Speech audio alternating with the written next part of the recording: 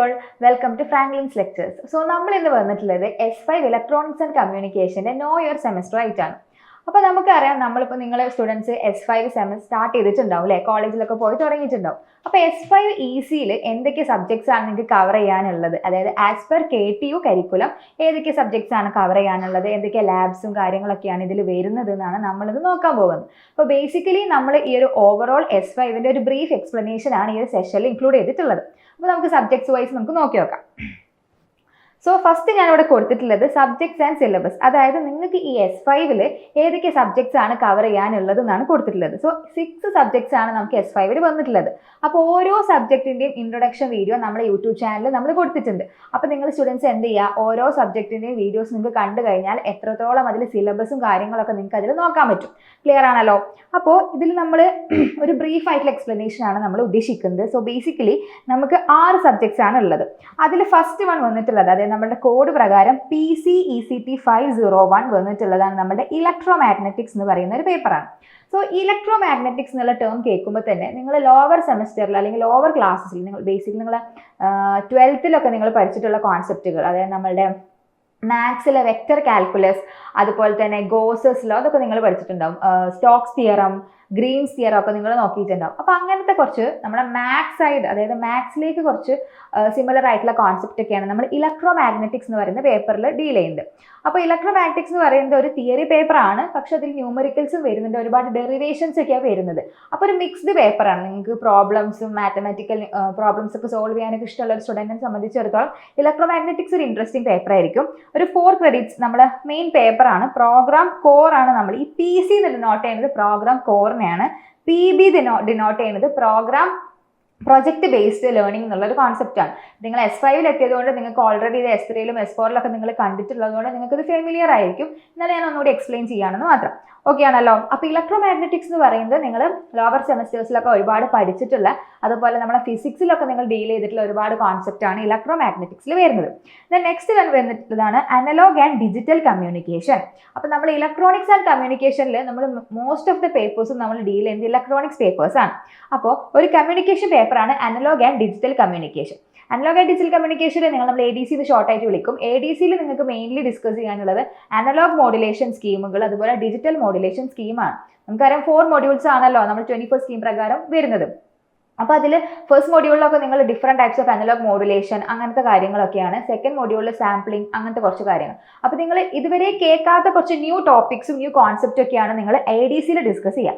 Complete തിയറിയാണ്, അതായത് ഒരുപാട് block diagrams, അതിൻ്റെ എക്സ്പ്ലനേഷൻസ്, ഡെഫിനിഷൻസ് കാര്യങ്ങളൊക്കെയാണ് അവിടെ വരുന്നത്. പ്രോബ്ലംസ് ഇല്ലാന്ന് തന്നെ പറയാൻ പറ്റും. കംപ്ലീറ്റ് തിയറിയാണ്. പക്ഷേ ഇലക്ട്രോ മാഗ്നറ്റിക്സ് വെച്ച് നോക്കുമ്പോൾ ഇലക്ട്രോ മാഗ്നറ്റിക്സ് ഞാൻ പറഞ്ഞ പോലെ ന്യൂമറിക്കൽസും അതുപോലെ തന്നെ ഡെറിവേഷൻസ് ഒക്കെ വരുന്നുണ്ട്. പക്ഷേ ADC എന്ന് പറയുമ്പോൾ നിങ്ങൾക്ക് ഒരുപാട് കോൺസെപ്റ്റുകൾ, അതായത് നിങ്ങൾക്ക് അത്ര കേട്ട് പരിചയമില്ലാത്ത കുറേ കോൺസെപ്റ്റും കാര്യങ്ങളൊക്കെ വരുന്നുണ്ട്. പക്ഷേ ഈസി ആയിട്ട് പഠിക്കാൻ പറ്റും. കംപ്ലീറ്റ് തിയറി ആയതുകൊണ്ട് ജസ്റ്റ് കോൺസെപ്റ്റ് മനസ്സിലാക്കുക. നമുക്ക് തന്നെ ആ ഒരു എന്താ പറയുക, മൊഡ്യൂൾസ് എല്ലാം ഇന്റർ റിലേറ്റഡ് ആണ്. അപ്പോൾ നമുക്ക് ആ ഒരു കണക്ഷൻ കിട്ടിക്കഴിഞ്ഞാൽ നമുക്ക് നല്ല ഇൻട്രസ്റ്റോട് കൂടി കംപ്ലീറ്റ് ചെയ്യാൻ പറ്റുന്ന ഒരു സബ്ജക്റ്റ് ആണ് നമ്മൾ ADC. നെക്സ്റ്റ് വൺ വരുന്നതാണ് കൺട്രോൾ സിസ്റ്റംസ്. കൺട്രോൾ സിസ്റ്റംസ് ആയിരിക്കും നിങ്ങൾക്ക് കമ്പാരിറ്റീവ്ലി ഈ ഒരു സെമ്മിൽ കുറച്ച് ഡിഫിക്കൽട്ട് പേപ്പറായിട്ട് തോന്നുന്നുണ്ടാവുക. കാരണം അതൊരു പക്ക പ്രോബ്ലം പേപ്പറാണ്. അതായത് പ്രോബ്ലംസ് ഉദ്ദേശിക്കുന്നത് നമ്മുടെ ന്യൂമറിക്കൽസ്, അതായത് മാത്തമാറ്റിക്കൽ പ്രോബ്ലംസ് എന്ന് പറയാൻ പറ്റില്ല. ഒരു ഡിഫറെൻറ്റ് ടൈപ്പ് ഓഫ് പ്രോബ്ലംസ് ആണ് നമുക്കിവിടെ അനലൈസ് ഒക്കെ ചെയ്തിട്ട് വരുന്ന കുറച്ച് ടൈപ്പ് ഓഫ് പ്രോബ്ലംസ്. അതായത് നമ്മളിങ്ങനെ റിഡക്ഷൻ, നമ്മൾ കുറച്ചൊരു ലോജിക്കലി തിങ്ക് ചെയ്യാനൊക്കെ ഉള്ള, പക്ഷേ ഒരു പ്രോബ്ലം, അതായത് ഇങ്ങനത്തെ ലോജിക്കൽ റീസണിങ് ഒക്കെ ഇഷ്ടപ്പെടുന്ന സ്റ്റുഡൻറ്റിനെ സംബന്ധിച്ചിടത്തോളം കുറച്ച് ഇൻട്രസ്റ്റിംഗ് ആയിരിക്കും. അപ്പോൾ കൺട്രോൾ സിസ്റ്റം എന്ന് പറയുന്നത് നമുക്കറിയാം 4 modules ആണ്. അപ്പോൾ ഇതിൻ്റെ ഡീറ്റെയിൽ ആയിട്ടുള്ള എക്സ്പ്ലനേഷൻ നമ്മൾ ഓരോ സബ്ജക്റ്റിൻ്റെയും ഇൻട്രോ വീഡിയോസ് നമ്മൾ കൊടുത്തിട്ടുണ്ട്. അപ്പോൾ നിങ്ങൾ അത് വാച്ച് ചെയ്യുകയാണെങ്കിൽ നിങ്ങൾക്ക് കുറച്ചും കൂടി ക്ലാരിറ്റി കിട്ടും ഓരോ സബ്ജക്റ്റിനെ പറ്റിയിട്ടും. അപ്പോൾ ഇതും നമ്മളുടെ ഒരു പ്രോഗ്രാം കോറാണ്. PCECT 503 ആണ് വരുന്നത്. പക്ഷേ നമുക്ക് ഇതിൻ്റെ ക്രെഡിറ്റ് വന്നിട്ടുള്ളത് 3 ആണ്. ബാക്കി 3 പേപ്പേഴ്സ്, അതായത് നമ്മുടെ ഇലക്ട്രോ മാഗ്നറ്റിക്സും ADCയും പിന്നെ DSP, digital signal processing and DSP എന്ന് പറയുന്നത് ഇതിന് 3 പേർക്ക് 4 ആണ്. പക്ഷേ കൺട്രോൾ സിസ്റ്റത്തിൻ്റെ ക്രെഡിറ്റ് വന്നിട്ടുള്ളത് 3 ആണ്. സോ കൺട്രോൾ സിസ്റ്റംസിനെ പറ്റി പറയുകയാണെങ്കിൽ നമ്മുടെ different types of control systems, open loop control system, അതുപോലെ ക്ലോസ് ലൂപ്പ് കൺട്രോൾ സിസ്റ്റം ഒക്കെ നിങ്ങൾക്ക് നോക്കാനുണ്ടാവും. പിന്നെ ട്രാൻസ്ലേഷണൽ മോഷൻ, അതുപോലെ റൊട്ടേഷണൽ, അങ്ങനെ കുറച്ച് എന്താ പറയുക ഇൻട്രസ്റ്റിംഗ് ആണ്, മാത്സ് റിലേറ്റഡ് ആണ്. അതുപോലെ തന്നെ കുറച്ചൊക്കെ ഒരു നമുക്ക് റീസണിങ് എബിലിറ്റി ഒക്കെ ഉള്ള സ്റ്റുഡൻസിനെ സംബന്ധിച്ചിടത്തോളം ക്വിക്കായിട്ട് ചെയ്യാൻ പറ്റുന്ന കുറച്ച് സംഭവമാണ്. നിങ്ങൾക്കത് പഠിക്കുമ്പോൾ നിങ്ങളത് ഇൻട്രൊഡക്ഷൻ വീഡിയോ ഒക്കെ കാണുക, അല്ലെങ്കിൽ നിങ്ങൾ നമ്മളെ ലെക്ചേഴ്സ് കാണുമ്പോൾ നിങ്ങൾക്കത് കുറച്ചുകൂടി ക്ലാരിറ്റി കിട്ടും. ദെൻ നെക്സ്റ്റ് വൺ വന്നിട്ടുള്ളതാണ് DSP, that is digital signal processing. ഇതാണ് നമ്മുടെ പ്രൊജക്ട് ബേസ്ഡ് സബ്ജക്റ്റ്. അതായത് നിങ്ങൾക്ക് അറിയാം, ഇപ്പോൾ S5 സ്റ്റുഡൻസ് ആയതുകൊണ്ട് തന്നെ നിങ്ങൾ ഇതിന് മുന്നേ ഇപ്പോൾ എക്സാംസ് ഒക്കെ എഴുതി S3 S4 എക്സാം എഴുതി പരിചയമുള്ള സ്റ്റുഡൻസ് ആണ്. അപ്പോൾ ഈ പ്രോഗ്രാം കോർ, അതായത് ഈ ഫസ്റ്റ് 3 എക്സാംസ് നമ്മൾ എന്തായിരിക്കും 60 മാർക്സിനാണ് യൂണിവേഴ്സിറ്റി എഴുതുക, 40 മാർക്സിനാണ് ഇന്റേണൽ എഴുതുക. പക്ഷേ PB അതായത് പ്രൊജക്ട് ബേസ്ഡ് പേപ്പർ ആണെങ്കിൽ എങ്ങനെയായിരിക്കും വരിക, നേരെ റിവേഴ്സ് ആയിപ്പോയി. 40 മാർക്സിനായിരിക്കും നിങ്ങൾ യൂണിവേഴ്സിറ്റി എഴുതുക, 60 മാർക്സിനായിരിക്കും നിങ്ങൾ എന്ത് എഴുതുക, ഇന്റേണൽ എഴുതുക. അപ്പോൾ ഇതിലെന്താ നമുക്കൊരു അഡീഷണൽ ഒരു പ്രൊജക്ട് ചെയ്യാനുണ്ടാവും അല്ലേ. സോ DSP എന്ന് പറയുന്നത് നിങ്ങൾക്ക് കേൾക്കാൻ തന്നെ സിഗ്നൽ ആണ്. അപ്പോൾ സിഗ്നൽ നമ്മൾ ഇതിന്റെ പ്രീ റിക്വസിറ്റ് ആയിട്ട് പറയുന്നത് നമ്മുടെ സിഗ്നൽ ആൻഡ് പ്രോസസ്സിംഗ് ആണ്. അപ്പോൾ DSP പഠിക്കുന്നതിന് മുന്നേ ആയിട്ട് നിങ്ങൾ എന്ത് ചെയ്യുക, സിഗ്നൽസ് ആൻഡ് സിസ്റ്റംസ് എന്നുള്ള സബ്ജക്റ്റിലെ കുറച്ച് കോൺസെപ്റ്റ്, ഇക്വേഷൻസ്, കൺവല്യൂഷൻ, അങ്ങനത്തെ കാര്യങ്ങളൊക്കെ ഉണ്ടല്ലോ, പാസീവൽസ് തിയറി ഒക്കെ നിങ്ങൾ പഠിച്ചിട്ടുണ്ടാവും. അപ്പോൾ അതൊക്കെ ഒന്ന് ജസ്റ്റ് ഒന്ന് റിവൈസ് ചെയ്ത് പോയി കഴിഞ്ഞാൽ കുറച്ചും കൂടി എഫക്റ്റീവ് ആയിട്ട് നിങ്ങൾക്ക് DSPന്റെ കോൺസെപ്റ്റുകൾ ക്ലിയർ ആകും. അതിന് നമുക്ക് വരുന്ന ക്രെഡിറ്റ് ആണ് 4 ക്രെഡിറ്റ്സ് ആണ്. പിന്നെ നമുക്ക് വരുന്നതാണ് ഒരു പ്രോഗ്രാം ഇലക്റ്റീവ് 2. അപ്പോൾ നിങ്ങൾ S3 പ്രോഗ്രാം ഇലക്റ്റീവ് 1 കംപ്ലീറ്റ് ചെയ്തിട്ടുണ്ടാവും. അതായത് പ്രോഗ്രാം ഇലക്റ്റീവ് ഒരുപാട് നമ്മളോട് കൊടുത്തിട്ടുണ്ട്, ലിസ്റ്റ് ഓഫ് ഇലക്റ്റീവ് പേപ്പേഴ്സ് ഉണ്ട്. നിങ്ങളെ ഏരിയ ഓഫ് ഇൻട്രസ്റ്റ് അനുസരിച്ച് നിങ്ങൾക്ക് ചൂസ് ചെയ്യാൻ പറ്റും. അപ്പോൾ അതിന്റെ കോഡ് വന്നിട്ട് PECT 52N ആണ്. N 1 to 7 വരെ ഏതും ആവാൻ പറ്റും. സോ അതിന്റെ ക്രെഡിറ്റ് 3 ആണ്. പിന്നെ നമുക്ക് വന്നിട്ടുള്ളതാണ് ഒരു കോമൺ പേപ്പറാണ്, that is constitution of India. ഇത് എല്ലാ ബ്രാഞ്ചസിനും പഠിക്കാനുള്ള ഒരു പേപ്പറാണ് കോൺസ്റ്റിറ്റ്യൂഷൻ ഓഫ് ഇന്ത്യ എന്ന് പറയുന്നത്. ഇവിടെ ഞാൻ കൊടുത്തിട്ടുണ്ട് മൂക്ക് എന്ന് പറഞ്ഞാൽ എന്താ, MOOC എന്ന് പറഞ്ഞു കഴിഞ്ഞാൽ മാസീവ് ഓപ്പൺ ഓൺലൈൻ കോഴ്സ്. അപ്പോൾ ഇതിന്റെ ഒരു പ്രത്യേകത എന്ന് പറഞ്ഞു കഴിഞ്ഞാൽ ഇതിന്റെ ക്രെഡിറ്റ് 1 ആണ്. ഇതിന് ഗ്രേഡ് ഒന്നുമില്ല. ഗ്രേഡ് എന്ന് പറഞ്ഞാൽ നോ ഗ്രേഡ് പോയിന്റ് ആണ്. അതായത് നമുക്ക് പാസ്സായി P എന്ന് കാണിക്കും, ഫെയിൽ ആയ ഫെയിൽ. ഈ 2 ഓപ്ഷൻസേ ഉള്ളൂ. നമുക്ക് ഗ്രേഡ് ആയിട്ട് നമ്മളൊന്ന് സെപ്പറേറ്റ് കൊടുക്കില്ല, A B C എന്ന് പറഞ്ഞിട്ടൊന്നും ഗ്രേഡ് പോയിന്റ്സ് ഒന്നുമില്ല. അപ്പം ഞാൻ ഇതിനെപ്പറ്റി ഒന്ന് പറഞ്ഞു തരാം. ഇതെന്ന് പറഞ്ഞാൽ ഞാൻ പറഞ്ഞു മൂക്ക് കോഴ്സ് ആണെന്ന് അല്ലേ. സോ മൂക്ക് എന്ന് പറഞ്ഞാൽ എന്തായിരിക്കും നിങ്ങൾ ഫസ്റ്റ് ചിന്തിക്കുന്നുണ്ടാവുക. മൂക്ക് എന്ന് പറഞ്ഞു കഴിഞ്ഞാൽ massive open online course, massive open online course. അപ്പോൾ ഈ ഒരു കോഴ്സിന്റെ സ്പെഷ്യാലിറ്റി എന്താണെന്ന് പറഞ്ഞു കഴിഞ്ഞാൽ നിങ്ങൾക്ക് ഇത് കോളേജിൽ നിന്ന് പ്രൊവൈഡ് ചെയ്യില്ല. ഇതിന്റെ ലെക്ചേഴ്സോ കാര്യങ്ങളോ നിങ്ങൾക്ക് കോളേജിൽ നിന്ന് അവർ തരില്ല. നിങ്ങൾക്ക് അതൊരു ക്ലാസ് ആയിട്ട് ഇത് ഉണ്ടാവില്ല. പകരം നിങ്ങൾക്കൊരു NPTEL അല്ലെങ്കിൽ സ്വയം പറഞ്ഞ പ്ലാറ്റ്ഫോമിൽ, NPTEL അല്ലെങ്കിൽ സ്വയം പ്ലാറ്റ്ഫോമിൽ നിങ്ങൾ എന്ത് ചെയ്യണം, രജിസ്റ്റർ ചെയ്യണം. രജിസ്റ്റർ ചെയ്തിട്ട് ഓൺലൈനായിട്ട് ഈ കോഴ്സ് കണ്ട് നമ്മൾ സെൽഫ് സ്റ്റഡി ചെയ്തിട്ട് എന്ത് ചെയ്യണം, അവരുടെ ഒരു എക്സാം ഉണ്ടാവും, അത് കണ്ടക്ട് ചെയ്യുമ്പോൾ ആ എക്സാം രജിസ്റ്റർ ചെയ്തിട്ട് ആ എക്സാം അറ്റൻഡ് ചെയ്ത് പാസ്സായാൽ നിങ്ങൾക്ക് എന്ത് കിട്ടും, ഈ ഒരു 1 ക്രെഡിറ്റ് കിട്ടും. ക്ലിയർ ആണല്ലോ. സോ അതാണ് ഈ ഒരു മൂക്ക് കോഴ്സിന്റെ പ്രത്യേകത. ഈ ഒരു 5th സെമ്മിൽ എല്ലാ ബ്രാഞ്ചസിനും കോമൺ ആയിട്ട് വരുന്നതാണ് കോൺസ്റ്റിറ്റ്യൂഷൻ ഓഫ് ഇന്ത്യ. അപ്പോൾ കോൺസ്റ്റിറ്റ്യൂഷൻ എന്ന് പറയുന്നത് ഒരു ജനറൽ ആയിട്ടുള്ള ടോപ്പിക്കാണ്. നമ്മുടെ ഒരു ഇന്ത്യൻ സിറ്റിസൺ എന്നുള്ള രീതിക്ക് നമ്മൾ ഇന്ത്യയുടെ കോൺസ്റ്റിറ്റ്യൂഷനെ പറ്റി അറിഞ്ഞിരിക്കൽ നെസസറി ആണ് അല്ലേ. സോ അപ്പോൾ അതിൻ്റെ കുറച്ച് കാര്യങ്ങൾ, അതായത് നിങ്ങൾക്ക് കോളേജിൽ ഓൾറെഡി ഇത്രയും കോൺസെപ്റ്റ് പഠിക്കാനുള്ളത് കൊണ്ട് തന്നെ കോൺസ്റ്റിറ്റ്യൂഷൻ ഓഫ് ഇന്ത്യ നിങ്ങൾക്ക് അഡീഷണലി നിങ്ങളൊരു ഓൺലൈൻ പ്ലാറ്റ്ഫോം വഴിയാണ് പഠിക്കേണ്ടത്. അപ്പോൾ കോളേജസിന് ക്ലാസ് പ്രൊവൈഡ് ചെയ്യാത്തതുകൊണ്ട് തന്നെ ഓൺലൈൻ പ്ലാറ്റ്ഫോംസ് ആയിട്ട് നമുക്ക് ഇവിടെ കൊടുത്തിട്ടുള്ളത്, അതായത് ആസ് പെർ KTU ഇവിടെ പറഞ്ഞിട്ടുള്ള മെൻഷൻ ചെയ്തിട്ടുള്ളതാണ്. ഒന്ന് പറയുന്നതാണ് നമ്മളുടെ Jain university.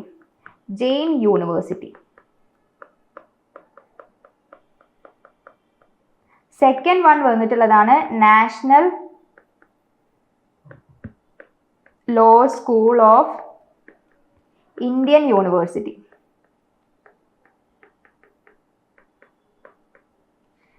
Then third one വന്നിട്ടുള്ളതാണ് IIT മദ്രാസ്.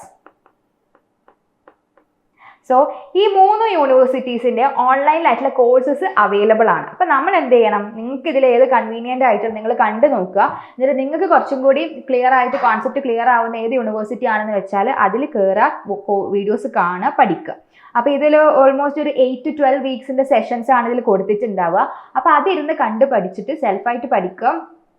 സിലബസും കാര്യങ്ങളൊക്കെ നമ്മൾ KTU തന്നിട്ടുണ്ട്. അപ്പോൾ അതിൽ നിന്ന് പഠിച്ച് മനസ്സിലാക്കിയിട്ട് ഇവരുടെ എക്സാം എഴുതുക. ആ എക്സാം കംപ്ലീറ്റ് ചെയ്ത് പാസ്സായി കഴിഞ്ഞാൽ നിങ്ങൾക്ക് ആ 1 ക്രെഡിറ്റ് കിട്ടും. അപ്പോൾ ഇതാണ് നമുക്ക് മൂക്ക് കോഴ്സിനെ പറ്റി പറയാനുള്ളത്. പിന്നെ ഒരു കാര്യം പ്രത്യേകം പറയാനുള്ളത്, നോ ഗ്രേഡ് പോയിന്റ് ഇല്ല. ഗ്രേഡ് പോയിന്റ് ഇല്ല എന്ന് പറഞ്ഞു കഴിഞ്ഞാൽ ഒരു ക്രെഡിറ്റ് ഉണ്ട്, പക്ഷെ ഗ്രേഡ് പോയിന്റ് ഒന്നുമില്ല. നിങ്ങൾക്ക് പാസ്സായാൽ P എന്ന് കാണിക്കും, ഫെയിൽ ആയാൽ ഫെയിൽഡ് ആവും. പകരം ഗ്രേഡ് ഒന്നും കാണിക്കില്ല. ഓക്കെ ആണല്ലോ? ഓക്കെ. ദെൻ പിന്നെ നമുക്ക് വരുന്നതാണ് ഇലക്റ്റീവ്. ഞാൻ പറഞ്ഞല്ലോ ഒരു ഇലക്റ്റീവ് ഉണ്ട് അല്ലേ, പ്രോഗ്രാം ഇലക്റ്റീവ് 2. സോ ഇലക്റ്റീവ് നമുക്ക് ബേസിക്കലി 7 ഓപ്ഷൻസ് ഉണ്ട്. അപ്പോൾ നമ്മൾ കോളേജിൽ ചെയ്യുന്ന ഒരു കാര്യം എന്താണെന്ന് വെച്ച് കഴിഞ്ഞാൽ, മെജോറിറ്റി സ്റ്റുഡൻസ് അല്ലെങ്കിൽ അവിടെ അവൈലബിൾ ആയിട്ടുള്ള ഫാക്കൾട്ടിക്ക് കൺവീനിയൻ്റ് ആയിട്ടുള്ള ഏതെങ്കിലും ഒരു സബ്ജക്റ്റ് പഠിപ്പിക്കുക. അതും അല്ലെങ്കിൽ ഈസി, അതായത് കൂടുതൽ സ്റ്റുഡൻസിനും പാസ്സാകാൻ എളുപ്പമുള്ള പേപ്പർ ഏതാണെന്ന് വെച്ചാൽ അതിനെടുക്കും, അത് പഠിപ്പിക്കും. അതാണ് നമ്മൾ കോളേജിൽ മോസ്റ്റ്ലി ചെയ്യുന്ന ഒരു പ്രൊസീജിയർ എന്ന് പറയുന്നത്. പക്ഷെ നിങ്ങൾ എലക്റ്റീവ് ചൂസ് ചെയ്യുന്ന സമയത്ത് നിങ്ങൾ ശ്രദ്ധിക്കേണ്ട ഒരു കാര്യം എന്താണെന്ന് വെച്ചാൽ, നിങ്ങളുടെ ഏരിയ ഓഫ് ഇൻട്രസ്റ്റും അതുപോലെ നിങ്ങൾ ഹയർ സ്റ്റഡിയിൽ നിങ്ങൾ എന്താണോ പ്ലാൻ ചെയ്യുന്നത് അതുമായി റിലേറ്റ് ചെയ്തിട്ടുള്ള ഏതെങ്കിലും ഒന്ന് എടുക്കാം. ഇപ്പം നമ്മൾ 2024 സ്കീമിൽ KTUയുടെ സിലബസ് നോക്കുന്ന സമയത്ത് നമുക്ക് ഈ ഇലക്റ്റീവ് പേപ്പേഴ്സ് ഒക്കെ നോക്കുമ്പോൾ ഒരുപാട് നല്ല പേപ്പേഴ്സ് ഉണ്ട്. ഇപ്പം നമുക്കറിയാം, നമ്മൾ ഒരുപാട് പേരും നിങ്ങളെ ചുറ്റുമുള്ള സീനിയേഴ്സ് ഒക്കെ നിങ്ങൾക്ക് കാണുന്നുണ്ടാവും, BTech കഴിഞ്ഞതിന് ശേഷം എന്ത് ചെയ്യും, ഒരു അഡീഷണൽ ആഡ് ഓൺ കോഴ്സ് ആയിട്ട് പോയി ചെയ്യും. സംതിങ് ഇപ്പോൾ എന്തെങ്കിലും സോഫ്റ്റ്വെയർ ഫീൽഡിലൊക്കെയാണ് നിങ്ങൾ ഇൻട്രസ്റ്റഡ് എന്നുണ്ടെങ്കിൽ അങ്ങനത്തെ ആഡ് ഓൺ കോഴ്സ് ഒക്കെ ചെയ്യും. അപ്പോൾ ഇപ്പം നിങ്ങൾക്ക് അത്തരത്തിലുള്ള കോഴ്സ്, ഫോർ എക്സാമ്പിൾ ഇപ്പോൾ നമുക്ക് ഈ ഡാറ്റ സയൻസ് അങ്ങനത്തെ കോഴ്സുകളൊക്കെ ഒരുപാട് അവൈലബിൾ ആണ് പുറത്ത്. അപ്പോൾ നിങ്ങൾ BTech കഴിഞ്ഞിട്ട് ആ കോഴ്സ് എടുക്കുന്നതിനേക്കാളും ഏറ്റവും ബെറ്റർ എന്താണ്, നിങ്ങൾ BTechന്റെ കൂടെ തന്നെ അതിനെപ്പറ്റിയൊക്കെ നിങ്ങൾക്ക് അവെയർ ആകാൻ പറ്റുന്നില്ലെങ്കിൽ, നോളജ് ഗ്രാസ്പ് ചെയ്യാൻ പറ്റുന്നുണ്ടെങ്കിൽ അതാണല്ലോ ഏറ്റവും ബെറ്റർ. അപ്പം നമ്മൾ യൂണിവേഴ്സിറ്റി തന്നെ ഇങ്ങനെ ഇലക്റ്റീവ് പേപ്പേഴ്സിൽ ഇൻട്രസ്റ്റിംഗ് ആയിട്ടുള്ള കുറേ പേപ്പേഴ്സ്, അതായത് നിങ്ങൾക്ക് ഫ്യൂച്ചറിസ്റ്റിക് ആയിട്ടുള്ള ഒരുപാട് പേപ്പേഴ്സ് ഇൻക്ലൂഡ് ചെയ്തിട്ടുണ്ട്. അപ്പോൾ നിങ്ങളുടെ കരിയർ ഗോൾസും നിങ്ങളുടെ അംബീഷൻസും അതുപോലെ നിങ്ങളുടെ ഏരിയ ഓഫ് ഇൻട്രസ്റ്റും മനസ്സിലാക്കിയിട്ട് അതിനനുസരിച്ചുള്ള പേപ്പർ നിങ്ങൾക്ക് സെലക്ട് ചെയ്യാൻ പറ്റും. അപ്പോൾ ഇവിടെ ഇപ്പോൾ നമുക്ക് 7 പേപ്പേഴ്സ് കൊടുത്തിട്ടുണ്ട്. ആ 7 പേപ്പേഴ്സിൽ നിങ്ങൾക്ക് ഏതാ ചൂസ് ചെയ്യാം. അപ്പോൾ കൂടുതൽ എന്താ ചെയ്യുന്നത് വെച്ചാൽ, കോളേജിൽ ഒരു 19 to 20 സ്റ്റുഡൻസ് ഉണ്ടായാൽ മാത്രമേ ഉള്ളൂ ആ കോഴ്സ് നമുക്ക് അവിടെ കൊടുക്കാൻ പറ്റുക. അപ്പം എന്ത് ചെയ്യുക, നിങ്ങൾ ഫ്രണ്ട്സൊക്കെ ആയിട്ട് ഡിസ്കസ് ചെയ്തിട്ട് നമുക്ക് ഫ്യൂച്ചറിസ്റ്റിക് ആയിട്ട് അല്ലെങ്കിൽ നമ്മളുടെ കരിയറിന് ബെറ്റർ ആണെന്ന് കാണുന്ന കുറച്ച് കോഴ്സസ് എടുക്കുക. അതിന് കോഴ്സ് സെലക്ട് ചെയ്തിട്ട് അതിൻ്റെ സിലബസും കാര്യമൊക്കെ ഒന്ന് ചെക്ക് ചെയ്തിട്ട് എത്രത്തോളം നമ്മളെ കൊണ്ട് പറ്റും എന്നൊക്കെ മനസ്സിലാക്കിയിട്ട് പഠിക്കുക. നമ്മൾ വെറുതെ ജസ്റ്റ് KTUവിൻ്റെ എക്സാം പാസ്സാകുക അല്ലെങ്കിൽ നല്ല ഗ്രേഡ് വാങ്ങുക, ഇതിനേക്കാൾ ഉപരി നമുക്ക് എപ്പോഴും എന്തായിരിക്കണം, നമ്മുടെ ടെക്നിക്കൽ സൈഡ് സ്ട്രോങ് ആയിട്ടിരിക്കണം അല്ലേ. നമ്മളെ അക്കാഡമിക്സ് ഓക്കെ, നമുക്കത് വേണം, നല്ല ഗ്രേഡും കാര്യങ്ങളൊക്കെ വേണം. അതിനോടൊപ്പം തന്നെ നമുക്ക് ടെക്നിക്കൽ നോളജും കൂടി വേണം. സോ അതിനനുസരിച്ചുള്ള എന്ത് വേണം, പ്രിപ്പറേഷൻസ് നമ്മൾ ഇപ്പോൾ തന്നെ ചെയ്യണം. ഇപ്പോൾ നിങ്ങൾ 3rd ഇയർ എത്തി, അപ്പോൾ ഇനി 2 more years ആണ് ഉള്ളത്. അതിൽ ഫൈനൽ ഇയർ കൂടുതലും നമ്മൾ പ്രൊജക്റ്റ് എന്നൊക്കെ പറഞ്ഞിട്ട് നമ്മൾ ആ ഒരു മെസ്സിൽ പെട്ടുപോകും. അപ്പോൾ നമ്മൾ എന്ത് ചെയ്യണം, ഈ ഒരു ഇയർ ആണ് നിങ്ങൾക്ക് മാക്സിമം മെമ്മറീസ് ക്രിയേറ്റ് ചെയ്യാനും എൻജോയ് ചെയ്യാനും അതിനോടൊപ്പം തന്നെ നിങ്ങളുടെ അക്കാഡമിക്സ് ഇമ്പ്രൂവ് ചെയ്യാനും പറ്റിയ ഒരു ബെസ്റ്റ് ടൈമാണ് നിങ്ങൾ 3rd ഇയർ എന്ന് പറയുന്നത്. നിങ്ങൾ 5th സെമ്മിലാണ് ഇപ്പോൾ നിൽക്കുന്നത്. അപ്പോൾ 5th സെമ്മിലുള്ള ഇലക്ടീവ്സ് ആണ്, S5 VCൻ്റെ ഇലക്ടീവ്സ് ആണ് ഞാൻ ലിസ്റ്റ് ഡൗൺ ചെയ്തിട്ടുള്ളത്. അപ്പോൾ ഞാൻ അതിൽ 1 by 1 ആയിട്ട് പറയാം. ഫസ്റ്റ് വൺ വരുന്നതാണ് നമ്മുടെ ബയോമെഡിക്കൽ എഞ്ചിനീയറിംഗ്. ബയോമെഡിക്കൽ എഞ്ചിനീയറിംഗ് എന്ന് പറഞ്ഞു കഴിഞ്ഞാൽ ആ ടേമിൽ തന്നെ ഉണ്ട് അല്ലേ, എന്താണ്, something related to medical field ആണ്. സോ ബയോമെഡിക്കൽ എഞ്ചിനീയറിംഗിൽ നിങ്ങൾ ഡീൽ ചെയ്യുന്നത് MRI സ്കാനിങ്, എക്സ്റേ അങ്ങനത്തെ കുറച്ച് ഏരിയാസ് ഉണ്ടല്ലോ, different medical devices, equipments, instruments, അതിൻ്റെയൊക്കെ ഓരോ ഫംഗ്ഷനാലിറ്റീസും കാര്യങ്ങളൊക്കെ അവിടെ പഠിക്കുന്നത്. അപ്പോൾ ഇൻ കേസ് നിങ്ങൾ മെഡിസിൻ റിലേറ്റഡ് അല്ലെങ്കിൽ മെഡിക്കൽ ഫീൽഡ് അതിനോടൊക്കെ ഇൻട്രസ്റ്റ് ഉള്ള സ്റ്റുഡൻസ് ആണ്, അങ്ങനത്തെ ആ ഒരു ഏരിയയിൽ ക്യൂരിയസ് ആയിട്ടുള്ള സ്റ്റുഡൻസ് ആണെന്നുണ്ടെങ്കിൽ നിങ്ങൾക്ക് ബയോമെഡിക്കൽ എഞ്ചിനീയറിംഗ് നല്ലൊരു ഓപ്ഷനാണ്. നെക്സ്റ്റ് വൺ വന്നിട്ടുള്ളതാണ് ഡാറ്റ സ്ട്രക്ചേഴ്സ്. ഡാറ്റ സ്ട്രക്ചേഴ്സ് എന്ന് പറഞ്ഞാൽ മോർ റിലേറ്റഡ് ടു നമ്മുടെ കമ്പ്യൂട്ടർ സയൻസ് ഫീൽഡിനോട് റിലേറ്റഡ് ആണ്. അതിലാണ് നമ്മളുടെ അൽഗോറിതംസ്, ട്രീസ്, ഗ്രാഫ്സ് എന്നൊക്കെ പറയുന്ന കോൺസെപ്റ്റുകൾ ഇൻക്ലൂഡ് ചെയ്തിട്ടുള്ള ഒരു സബ്ജക്റ്റ് ആണ് ഡാറ്റ സ്ട്രക്ചേഴ്സ്. ഇതെല്ലാം തിയറി പേപ്പേഴ്സ് ആണ് കേട്ടോ. നെക്സ്റ്റ് വൺ വരുന്നതാണ് സെൻസേഴ്സ് ആൻഡ് ആക്ച്വേറ്റേഴ്സ്. അത് എഗെയിൻ ഒരു ഇലക്ട്രോണിക്സ് പേപ്പർ ആണ്. സെൻസേഴ്സ് നമ്മളിപ്പോൾ ഒരുപാട് നമ്മളുടെ ഡേ ടു ഡേ ലൈഫിൽ ഒരുപാട് ആപ്ലിക്കേഷൻസിൽ സെൻസേഴ്സ് നമ്മൾ യൂസ് ചെയ്യുന്നുണ്ട്. അപ്പോൾ ഡിഫറെൻറ്റ് ടൈപ്സ് ഓഫ് സെൻസേഴ്സും ആക്ച്വേറ്റേഴ്സും ഒക്കെയാണ് നമുക്ക് ആ ഒരു പേപ്പറിൽ വരുന്നത്. Then ARM architecture and programming. ARM architecture, micro controller, micro processor എന്ന് പറയുന്ന സബ്ജക്ട് നിങ്ങൾ പഠിച്ചിട്ടുണ്ടാവും. അതിൽ നിങ്ങൾ നോക്കുന്ന ഒരു കാര്യമാണ് ARM ആർക്കിടെക്ചർ. അത് നിങ്ങൾ പഠിച്ചിട്ടുണ്ടാവും. അപ്പോൾ ARM ആർക്കിടെക്ചറിൽ നിങ്ങൾക്ക് പ്രീ റിക്വസിറ്റ് ആയിട്ട് വേണ്ടത് പ്രോഗ്രാമിംഗ് ഇൻ C ആണ്.